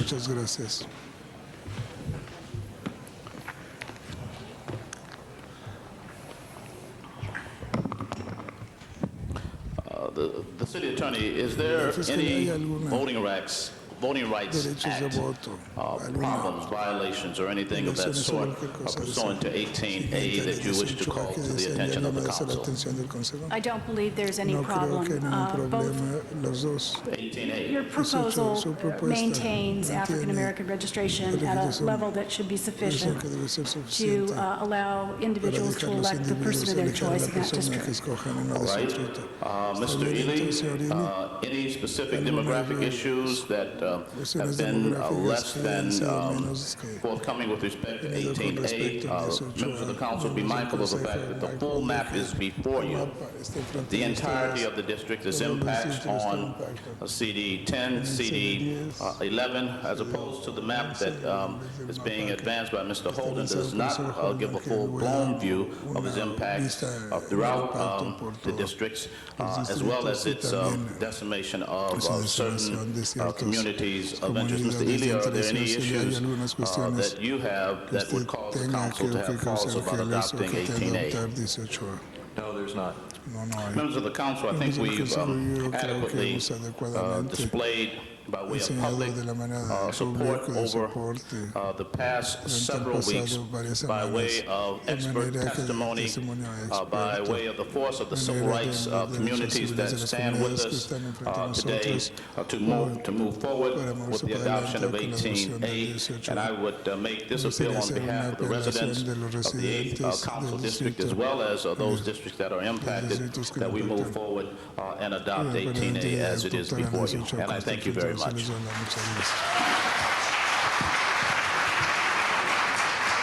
you, Mr. Ridley Thomas. Mr. Holt. Mr. Ely, just east of Western, north of Pico, the commission indicated that that business district would go east by a block or so. I think that was the vote they took at the commission level, and it was inadvertently moved to east and west side, putting one in the first district and one in the west side of the 10th district. Can we just clarify that in terms of correcting the line to reflect what the commission adopted? Mr. DuPont Walker, are you here still? In the back? I think that she was, based on her recommendation that that be the case, I think that should be the legislative intent here. Yeah, I think that there is at least some level of discrepancy in terms of people's memory about it, but I think that everyone is agreeable with the inclusion of both sides of Western in CD 10. It's not something that has made it into any of the amendments that we've done, but it's my understanding as of this morning that there's no objection to doing that. There's no objection. You can still do that. Ms. Walker, I think the commission, when it approved the final map, it did it with an indentation on Western Avenue north of Pico, moving the boundaries of the 10th, which would include both sides of Western Avenue, into the 10th district, east and west in the business area. Is that not correct? If memory serves me correct, Mr. Holden, we looked at the existing boundaries of CD10 and CD1 at that juncture. There are two CRA redevelopment areas in question there, the Koreatown and Mid-City, and it was our vote to maintain the lines as they were, which would have made the eastern boundary of the 10th and the western boundary of the 1st at that point 100 feet or so east of Western, which was an indentation. It was not down the middle of Western, as I understand it. That's correct. Yes. It was a setback. Yes, it was a setback. And I think for clarification, we should so indicate that. All right. Just point of information, if I may. Now, in terms of this item, the appropriateness of this matter being dealt with is what? I don't know that it's before us in the way of an amendment or not. If it is, then we have to deal with it appropriately. The second point that I want to make is that there's a vested interest in that particular parcel by any particular commissioner. Is that a specific matter that anyone has a particular interest in? No, it's the church. It's on my time, I think. Well, I'm posing the question otherwise. On my time. No, I've asked for personal privilege has been granted. No, there's only a personal privilege. The rules are, if you have a personal privilege... You have the floor. I will raise the question again. The question is this is, when you get the details, as it is in your district, Ward AME has the project. Okay. There, you can ask her that way if you like. Mr. President, members... Mr. Paul Walker, you have Mr. Holden's question. We're waiting to respond. Is that a Ward AME? The problem, I think you need to know the project. The fact that the project is there. It is Ward EDC's project. And that's the church, isn't that right? Yes, sir. Who's the executive director of Ward EDC? I am. Thank you. Well, you know, at least you give an honest answer. We don't always get that from others. At least it had to be brought out so it can be honest and everybody can understand what's going on. All right, Mr. Thomas. All right, Mr. Thomas. Yes. Mr. Holden, Mr. Thomas, I'm not sure, and I'm sorry I wasn't paying attention, I was trying to understand the issues. I'm not sure there's anything here that should not be on top of the table. What we did was to maintain the boundaries of the Mid-City project area and the Koreatown project area. It happened that when the software packet was put together, as I'm given to understand, there was a change in what the commission voted. The commission did not set the boundaries around Ward EDC. Correct. Thank you. For the clarification. President, members, I think we've done all we can do in terms of exhausting this whole effort. For one, and for the audience, this guy, Nate Holden, didn't play any politics in this effort. Not at all. The fact of the matter is I would like very much to have adopted the Commission's guidelines, because I had no problem with the Commission's recommendation. It's a process that's been set up by charter and voted the people of the city of Los Angeles, and I thought we should have adhered to that. If this is going to be an example of that, for every 10 years, the Commission draws a line that the work could be in vain. The hours they put in can be thrown out of the window overnight because 15 people will get together and decide that's not what they want to accept. If that's the case, we need to have a charter change and give the authority back to the council and avoid all of that time and effort and expectation on the part of the public that they have a hand in this process, which they obviously do not. There's a vested interest before, there's a vested interest now. And I don't think there's any difference from the way it was before. Unfortunately, that seems to be the case. Mr. President, I rest my case. Mr. President, can I just interrupt for a moment? I'd like to make an announcement. The bus that for the Westchester Pride Del Rey area is leaving, so that bus is leaving. Apparently, there was a time limit to which the bus could be here. So for those who are still here looking at this issue, if that is your ride, the bus is leaving now.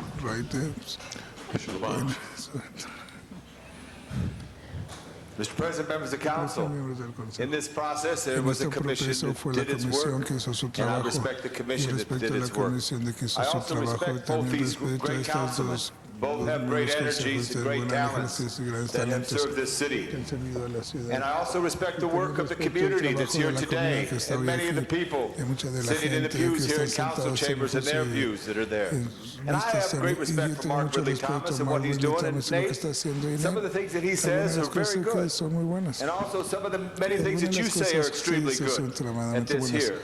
An important fact of trying to work a community boundary, I know we're all members of the City Council and all members of the districts that we serve in this area. But I think it's real important that we move along and try to solve this problem here. Whatever happens today on this vote today, both of us sit next to each other, and all of us around this horseshoe will be able to serve the city of Los Angeles and the people well. And I want everybody to take a deep breath, stand up and stretch a little, because it's been a little tough in this room this last hour. Okay? That's good. I like it. Okay.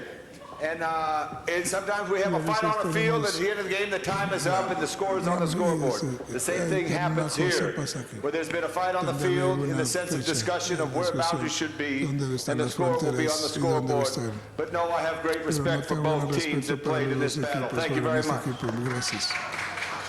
Mr. Pacheco. It's the conductor of a great symphony, whoever he or she may be. It not always have to be on the athletic field, but it could be in a great symphonic hall. Thank you. Mr. Pacheco. I'd like to move the previous question. Previous question has been moved. Mr. Clerk, please open the roll on the previous question. Point of order, Mr. President. I'm happy to have that occur, but let me just suggest that there's another motion that I'd like to make after we decide 18A and 18B. So but I can make it on 17. The previous question has been called. That roll is open. Mr. Clerk, please close the roll and tabulate the vote. 10 ayes, 3 noes. Okay, that ends discussion. So that does end discussion. We have two motions or maps before us. Mr. Clerk, which one do we take first? Number 18B is a Holden motion, seconded by Councilmember Hahn. Okay, so we have the Holden proposal before us first. Mr. Clerk, please open the roll. Original vote. Roll is open. All members have an opportunity to vote. Please close the roll and tabulate the vote. 4 ayes, 9 noes. That fails. Next matter. Substitute matter 18A, Ridley Thomas, Miskowski, Garcetti motion. We have that motion before us. Mr. Clerk, please open the roll. Roll is open. All members have an opportunity to vote. Please close the roll and tabulate the vote. 11 ayes, 2 noes. That motion passes. Thank you very much, Mr. President. If I can have order in chambers, please. I want to thank the members of the public for coming. We'd like to maintain order to move on to the next item. Mr. Clerk, I believe that would be item 17. That is correct. Okay. Members of the council, item 17 now before us. With items 19 and 18 taken care of, we have finally the big map before us. Before beginning with council discussion on item 17, those leaving chambers, I would ask if you can please leave a little quietly so we can continue with council business. Public hearing on item 17 has been held in committee and at the commission. A motion from the floor is necessary to reopen the public hearing. Is there such a motion? Seeing no motion to reopen the public hearing, all members who submitted speaker cards on item 17, your names will be added to the file. We now proceed with council discussion, beginning with, once again, the chair of the committee, Mr. Weiss. Thank you, Mr. President. Colleagues, well, here we are. And we're about to do something very historic, very impressive, and I think it will be unanimous, if not nearly unanimous. At the outset, what I want to do is I want to thank Mr. Ely, the staff of the CLA, the City Attorney's Office, and my Chief of Staff, Ms. Jaffe, and the staffs of everybody else who worked so hard and so long over these past several months. We also had here earlier today, we had Mr. Cardenas, we have Ms. Adelman, whose dedication is manifest, the fact that they're here today, seeing the process through to its conclusion. Ms. Walker was here, and other commissioners may have been here as well. This is important. It's important that we recognize what we're doing right now, because the Charter Reform Commission initiated an experiment in participatory democracy, the likes of which hadn't been seen before, to take the redistricting process out from behind the smoke-filled rooms and put it out there in the public. And to have the public, to have members of the public, to have citizens appointed in various capacities come together and conduct a very lengthy and very public process. They did that, and they submitted their plans to us, admittedly only as a recommendation, but with a lot of forethought and a lot of consideration having gone into it. And you know what? We held countless hearings in my committee. We went out on the road. We had numerous hearings here in City Hall. We heard from all members. And at the end of the day, with some exceptions, but with exceptions that frankly are on the margins when you look at a city of 3.5 million people, we have strongly endorsed the work of this Citizen Commission. And so let that be a message to everybody in this city who tells you you can't reform the city, because we did. We changed the way business was done in this city on this most political of issues, and I think to the extent humanly possible, the politics were taken out of redistricting. So please let that be noted here today as we go forward and vote. And let's also know what we're doing in terms of the big picture. We are providing the Valley with the representation that it numerically deserves. And there will be 5 council districts in the Valley beginning when this ordinance takes effect this summer. We have also recognized the changing demographics of this city, and we have in accordance with those realities, provided for an additional opportunity for a Latino to run capably and to serve on this city council. Los Angeles is changing, and this map, which we are going to approve today, recognizes and endorses that change and moves this city forward and is going to serve this city well over the course of the next decade. I thank everyone from the council who served with me on this committee, and I want to especially thank Mr. Pacheco for doing what he did today in an extraordinary act of statesmanship, reading an extraordinarily gracious and impressive letter into the record, which I think brings closure and I think in a strange way also moves us all forward as we march down these next several months and make the case to the people of this city that this is indeed a city worth saving. Thank you all very much for your hard work on this over the past several months. Oh, and I should note, if I may, Mr. President, that there is a technical amendment which I have put before the council. The staff has worked out a number of boundary changes, all of which have been agreed upon by the affected areas, all of which are de minimis or minor in nature. That is a non-controversial matter. I'd move 17, and I would move what is now the minority report before the body. Thank you, Mr. President. Okay, Mr. Weiss, so that's a motion, the minority report with the amendments that you've introduced today, technical in nature. And of course, reflecting the work we did on item 18 and item 19 as well. Mr. Pacheco. I would feel that Tom stole my thunder, Mr. President, but Tom LaBonge said it correctly when he talked about how he wanted to thank everyone for participating, whether you talk about the community, the commissioners, the committee, the council members, the charter reform commissioners, that myself, Jackie Walker, Ms. Hahn, and Mr. Zine were a part of. What I want to emphasize here is I think that we have to recognize that this is a new process.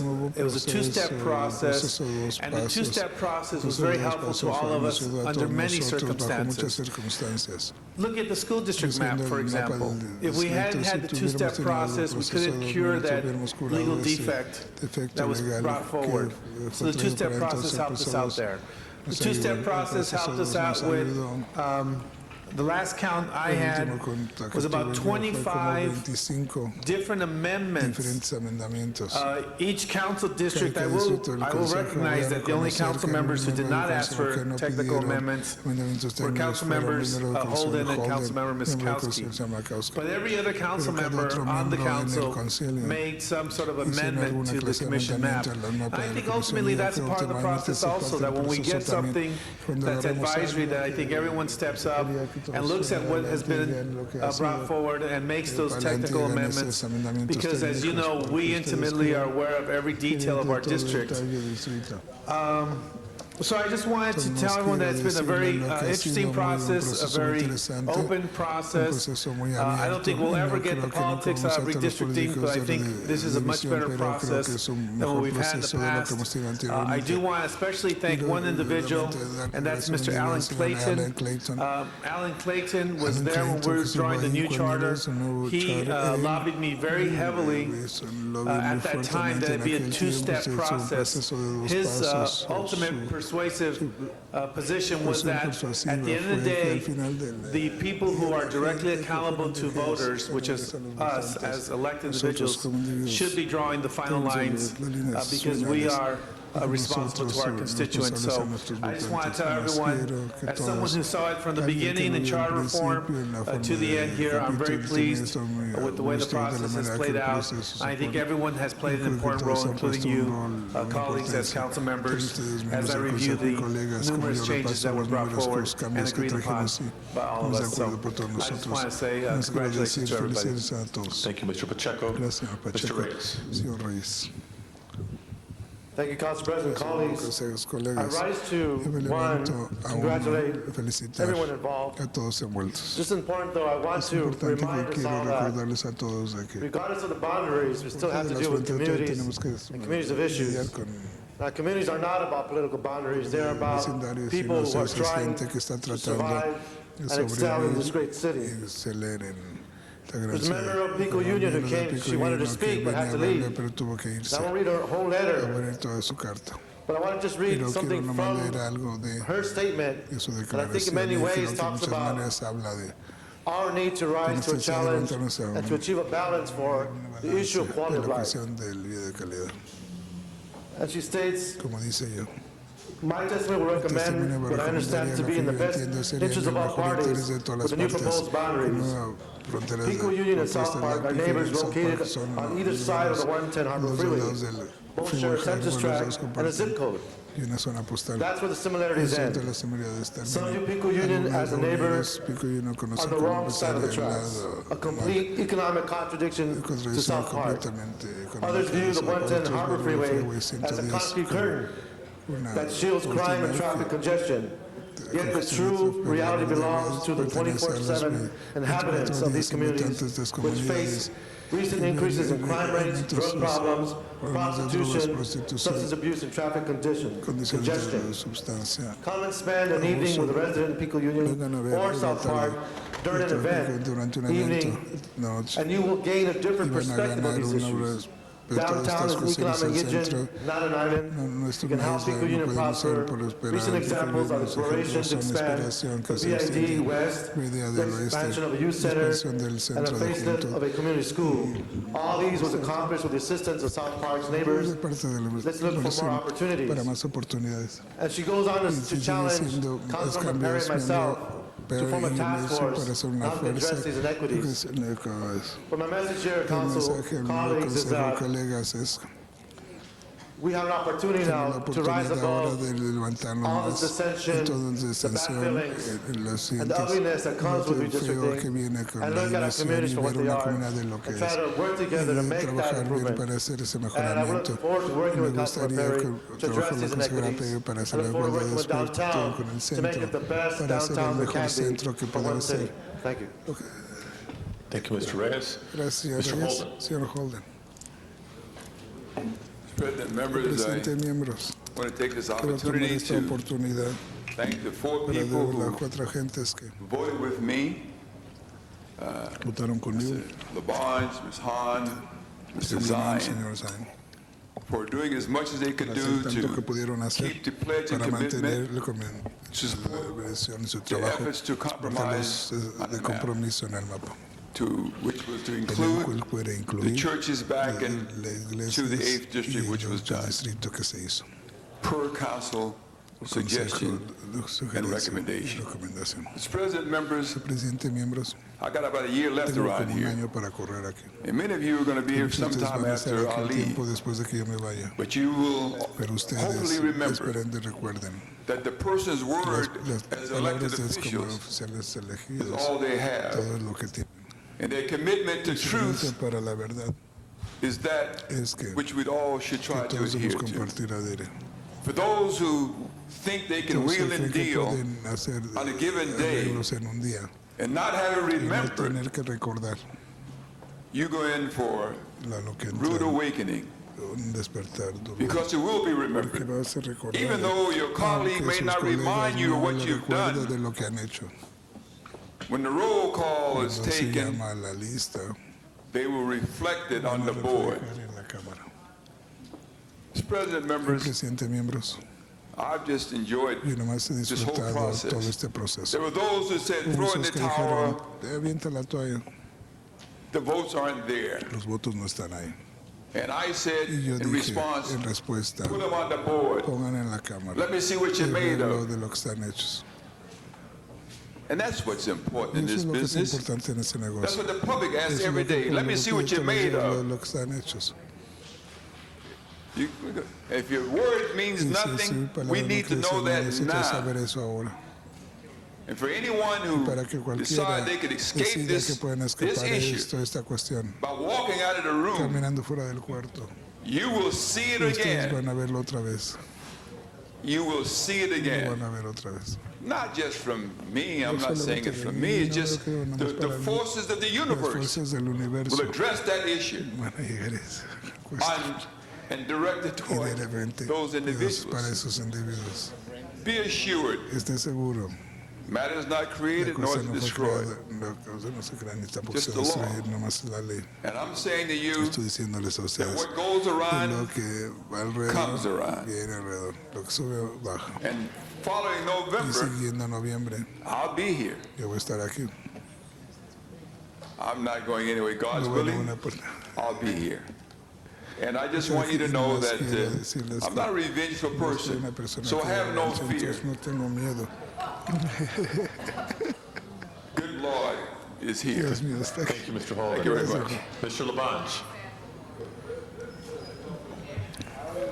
Mr. Labange. Señor Lamancha. Now I'm going to call for the question. Okay, and you are the final speaker on the queue. I didn't have to make that motion regarding the Western Avenue. Business, the line on Western, be also included North Pico, at back of East on Western. Is that correct, Mr. Healy? You understand what I mean, don't you? Yeah, the issue that Jackie DuPont Walker was talking about with both sides of the commercial corridor on both sides of Western being in Council District 10, I believe that that's acceptable to Council District 1 would be a friendly amendment. Mr. Reyes. Yes, Council President, I would be more than happy to accommodate my colleagues on that adjustment. En eso. Okay, Mr. Labange, you have the floor. I want to say thank you, and I'm going to pass. Mr. Burnson. Yes, members of the council, first of all, I want to thank the commission for doing a yeoman's job on this. Obviously, I think that all of us try to stay as close as we can to it. Sometimes you have to make minor adjustments because it's necessary because of community interests, and I think that's what happened. In reference to making a tough decision, some of us have to make tough decisions among friends sometimes, and I can only quote one of my political idols, and that was Gil Lindsay. And Gil one day, faced with a very tough decision, stood up in front of this council, sitting right over there, and said, members of the council, he says, this is a very tough moment for me. He says, I have to make a tough decision. He says, I've got friends over here, and I've got friends over here. He says, all I can say is, I'm going to be with my friends. And so whatever decision we make, I hope that we'll keep that spirit, Mr. Holden. I hope that wasn't a threat that you made, because I think that we all think of you as a friend. Sometimes we have to listen to what the people out there say, rather than what our colleagues say. So I'm just saying this, I'm not criticizing. I know you believe very strongly in your point of view on this, and I don't criticize you for that. But I think that the committee, the commission, and everybody concerned, the community that came out and spoke their piece should all be commended, and I think we should be ready to vote. And there are going to be some adjustments for all of us, not so much for most of us who are leaving, but for those of you that are going to be here, and more important, for the constituents who are going to be we're going to experience these changes. But, you know, changes do happen in life, and we have to adapt. And this council and this city will adapt to those changes. We'll move forward. We'll try to give the best possible service we can throughout the city. That includes the San Fernando Valley, includes Hollywood, the harbor, all the city. And I suggest it's time to vote on this. Thank you, Mr. Burnson. Ms. Perry. Thank you very much, Mr. President. I also wanted to thank Mr. Pacheco again for his gracious and diplomatic diplomatic gesture, and that we put the people of the city of Los Angeles first. And I want to thank all of my colleagues for such an open discourse. And Janice, get the lights turned on, the sheets ready, because I think I'm back in the doghouse again. All right? I just got out of the doghouse, and now I'm going back in. So thank you very much to everyone, and that means everyone. Mr. Zine. Mr. President, colleagues, I'd like to draw attention to the gallery where we have the mayor of Hollywood. The mayor of Hollywood, Johnny Grant.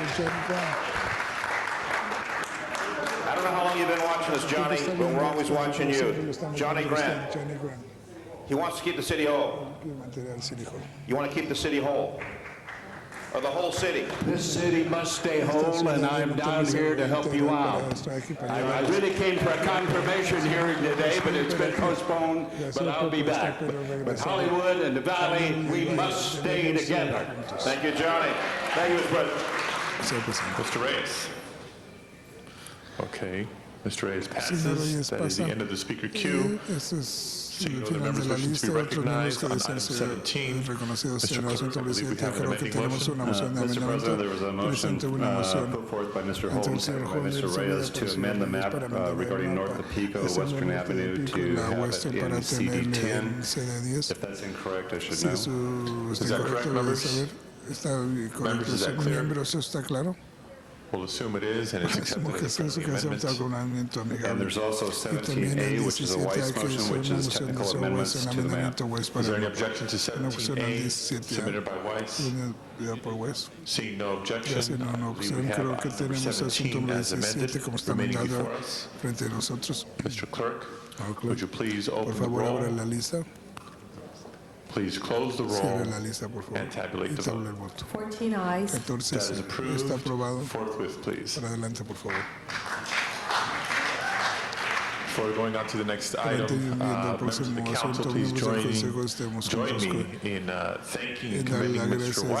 Weiss for all the work and energy and effort he put into steering this clearly complicated and sensitive matter through committee along with 5 members and taking an unprecedented piece of work done by the Redistricting Commission, bringing it through the committee and to the full council, not only on time, but ahead of time.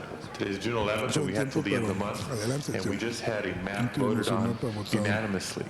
I don't know when the last time that happened was, but Mr. Weiss and his body, we thank you. Mr. Garcia.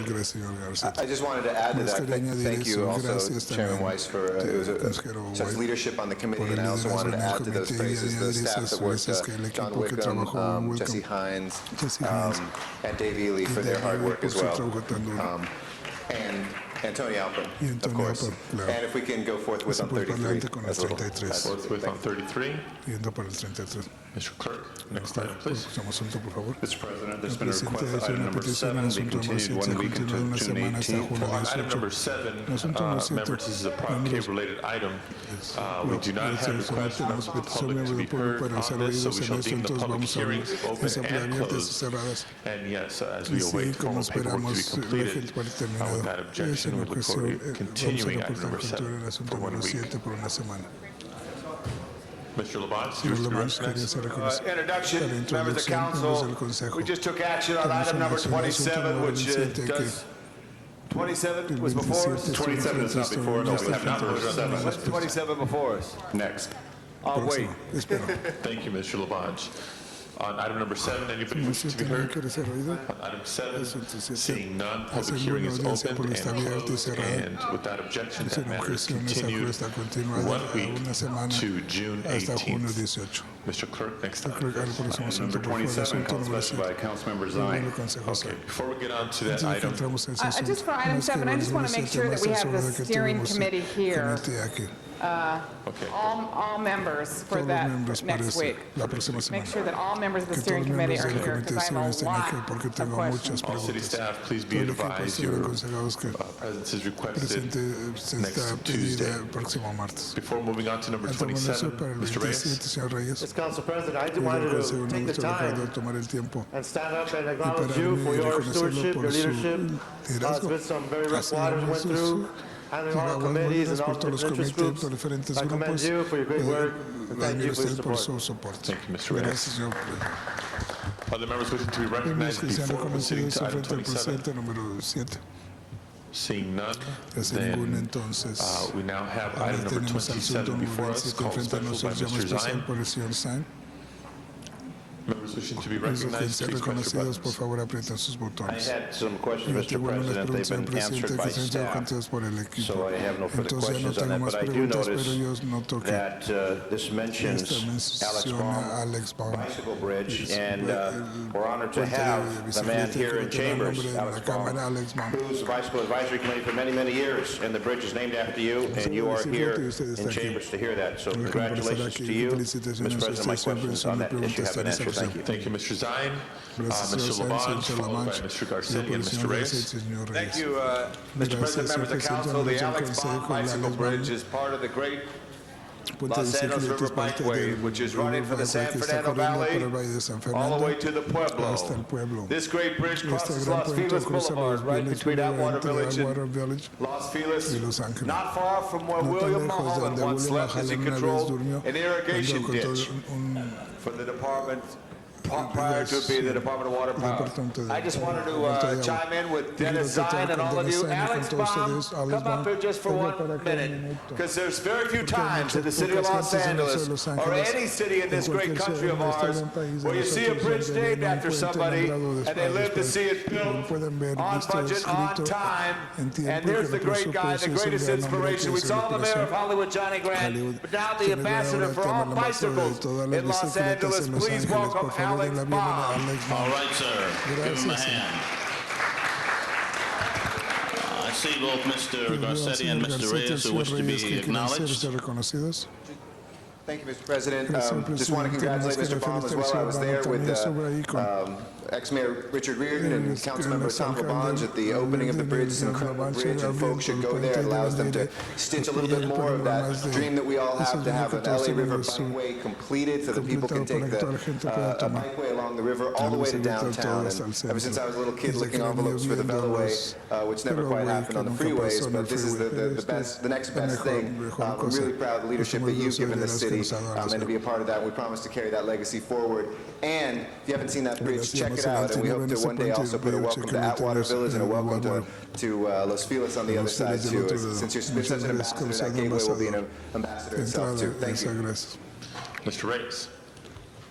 I too want to rise and thank Mr. Baum. 10 years ago, when we started working on the Taylor Yard projects, essentially we were able to put together the concept of a bikeway coming from Los Feliz and watching it grow, essentially come down south towards downtown. And now we have a tremendous project. It's in design. It's been funded. We hope to be in construction soon. It'll be crossing the river. It'll be touching on the borders of District 13.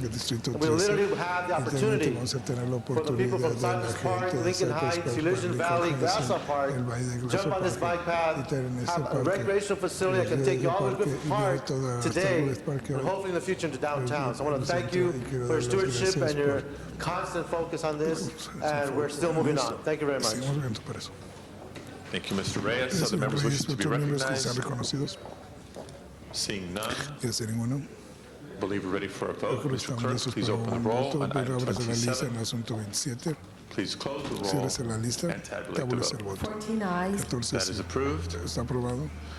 Next item, please. Mr. President, now it's time for public comment on non-agenda items. Opportunity for members of the public to address the council on matters not appearing on today's agenda. The council calls forward at this time Mr. Morton Allen, followed by Mr. Allen Passes, Robert Golfano, or Gelfand. Mr. Gelfand, Mr. Golfano here? If not, Roy, is it Which? Roy Which? Not here. Nalim Lazowitz. Please correct me. Followed by Carol Hassan. Thank you, Mr. President, members of the council. I've been following the redistricting process since it began, and one of my early requests was that the city of Hollywood get the attention that it needed. Hollywood has been divided by 3 different council districts, plus the city of West Hollywood, and it's been gerrymandered to death for 30 years. I'm a graduate of Hollywood High School in 1972, and I'm very saddened by the troubled state of our city. As the months move forward and we host debates, I want the council to recognize that they had a chance to do something to help Hollywood have a more united neighborhood. And I truly believe that the decisions not to do anything more radical to improve the condition of Hollywood was politically motivated. I have had my heart broken by this process, truly. We didn't even have a public hearing in Hollywood.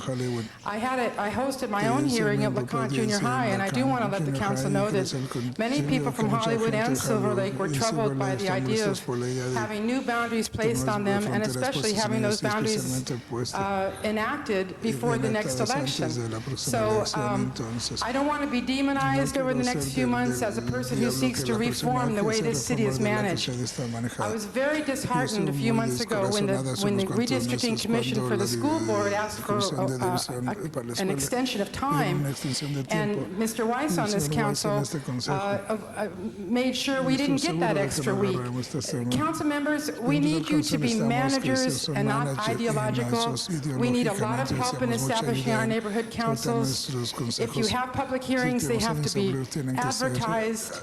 And I just ask you to work with us to improve your level of management, give us brochures to go out there and create park advisory boards. We need your help, and if you want to have the city stay together, you've got to do a lot better job than we did in this process. Thank you very much. Ms. Carol Hassan. Carol Hodson, Westchester, and needless to say, I'm a little, well, no, not a little, a lot disappointed with what transpired a little earlier. I'm also disappointed our councilwoman wasn't here to at least introduce a motion so we could express our feelings about item 17, and someone actually had an interesting idea about how to deal with the disenfranchising situation. Alas, that was not to be. In Westchester, you know, I'm wondering why you would want to disenfranchise us.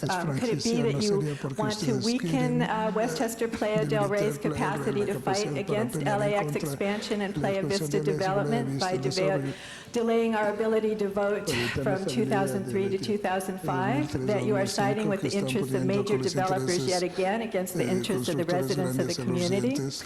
That kind of attitude has made several parts of the city work towards secession and is making more areas think of helping them escape and then possibly work towards secession themselves. Is that the legacy you want to leave? I hope not, sincerely. Thank you very much. This concludes public comments. Chair recognizes Mr. Garcetti. President, I know it's not usually the custom to respond to public testimony, but I did want to, because when we have a great community activist like Nalini stand up and say her heart's been broken, I do want to respond. We had a hearing very close to Hollywood, and as you know, we both talked about trying to have more hearings, but the reflection of what happened in Hollywood was overwhelmingly what the public testimony was for. And one of the principles, not just geographic, was ethnic as well, that the Redistricting Citizens Commission supported, that I know this council supports, is making sure that there are Latino seats, and to unify Hollywood would have changed that, as we see when LAFCO has now put Hollywood on the ballot. With all at-large seats, MALDEF is going to sue because there's a quite distinct possibility that with about 20% of the voters being Latino, there will be no Latino representative there, whereas if they had drawn them in the right way, there could have been that representation. And I know that for a lot of immigrant communities, for Latinos who have fought a long time to get that sort of representation, it's not there. So I hear what you're saying, but there's more than just the geographic stuff. And we not only got a week extension, we got a month extension because a lot of us believed in that as well. And I just wanted to be able to state that for the record. Thank you, Mr. Garcetti. Mr. Gelfand has joined us. Is this on? I came up to downtown Los Angeles today to actually test a parking ticket. And I just want to tell you that Franz Kafka is alive and well in the city of Los Angeles bureaucracy. Amongst other things, one is told that the burden of proof is on me to demonstrate that I shouldn't have got the ticket. And that's fair enough. Okay, I accepted the burden. But when I got to the meeting, I'm led into a little room where a hearing examiner tells me that after the conclusion of all the evidence and testimony that I present, she can then go off and investigate further on her own, look at the computer record, for example, and find out whether there was any administrative action taken or investigation taken of the meter. And it seems a little strange because it seems to me that's an elementary concept of American law and fairness, that you're allowed to look at the evidence that's brought against you and to be allowed to respond, to cross-examine, if you will. I think this is a really dumb way to do things. It may be potentially unconstitutional. And the other point I'd like to make is that for something which is relatively minor like this, one should not have to come up to downtown Los Angeles from San Pedro, California. There's no reason that if they're going to do this sort of stuff, that they couldn't do it in San Pedro. I'm informed by Councilwoman Han's staff that they're actually looking into trying to localize stuff further away where we live. I've made myself a little unpopular with some of my friends by saying that I oppose secession. I don't think it's such a good idea. But I got to tell you that an experience like this sort of tests one's patience. And just want to say thank you to all the San Pedro residents and fellow MIT graduates in the building. Thank you. Thank you. This concludes public comment for today's meeting. Mr. Clerk, next matter, please. Motions for posting and referral. The motion shall be posted and referred. Council members request are excused. Councilmember Weiss requests to be excused on Friday, August 16th for personal business. This meets policy. Mr. Weiss is excused. And Councilmember Perry requests to be excused to leave at 11 a.m. on June 12th for city business. A motion is required. Mr. Pacheco moves. Ms. Perry is excused. The desk is clear. Are there any announcements? Announcements? I got one announcement. Unfortunately, it's not an adjourning motion, but Kosher Burrito closed yesterday or last week. Kosher Burrito was a fabulous stand on First Street across the street.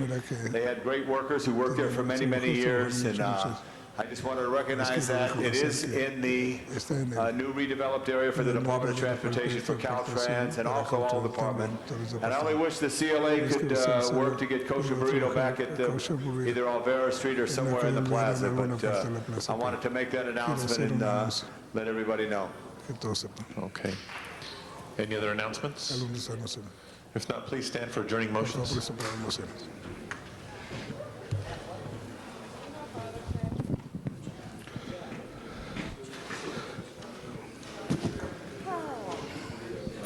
Please stand for adjourning motions.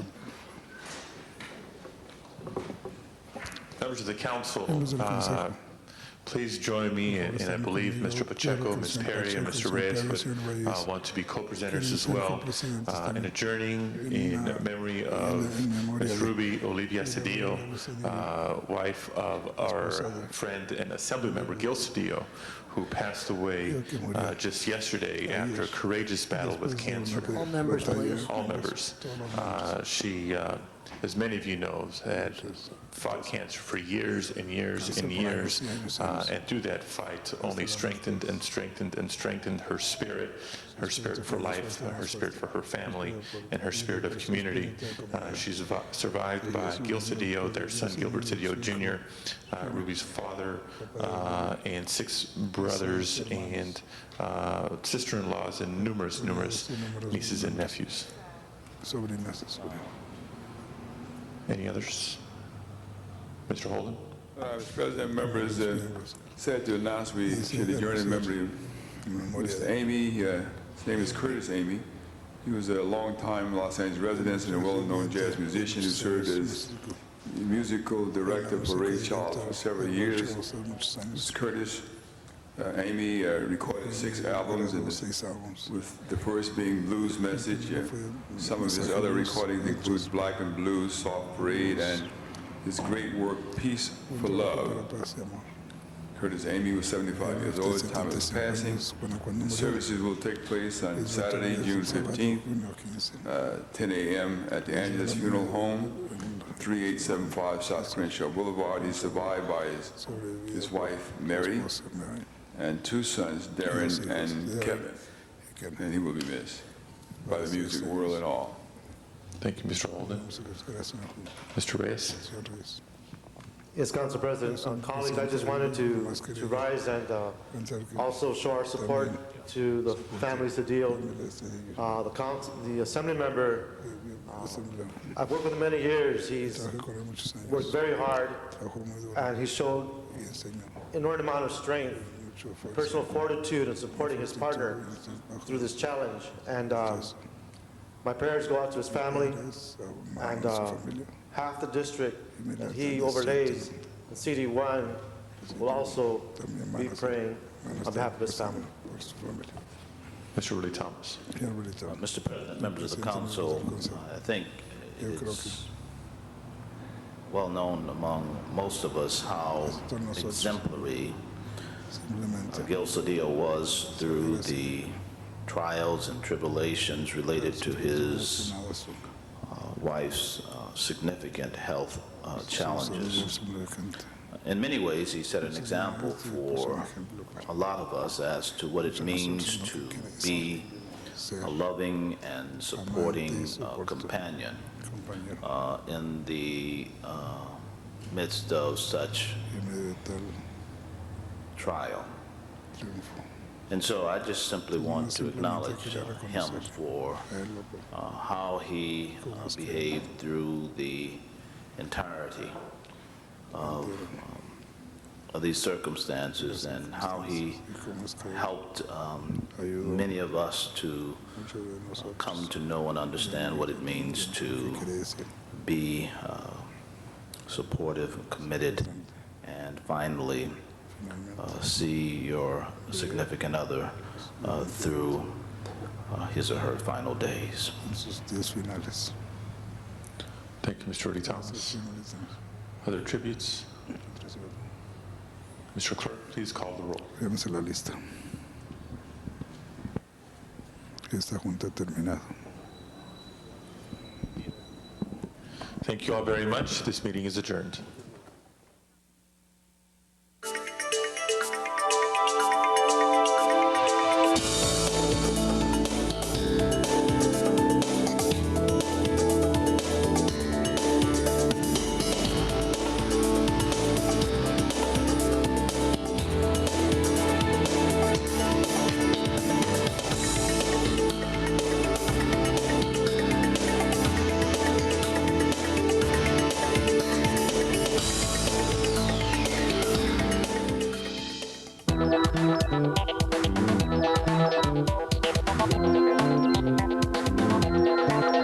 You are watching LA City View, Channel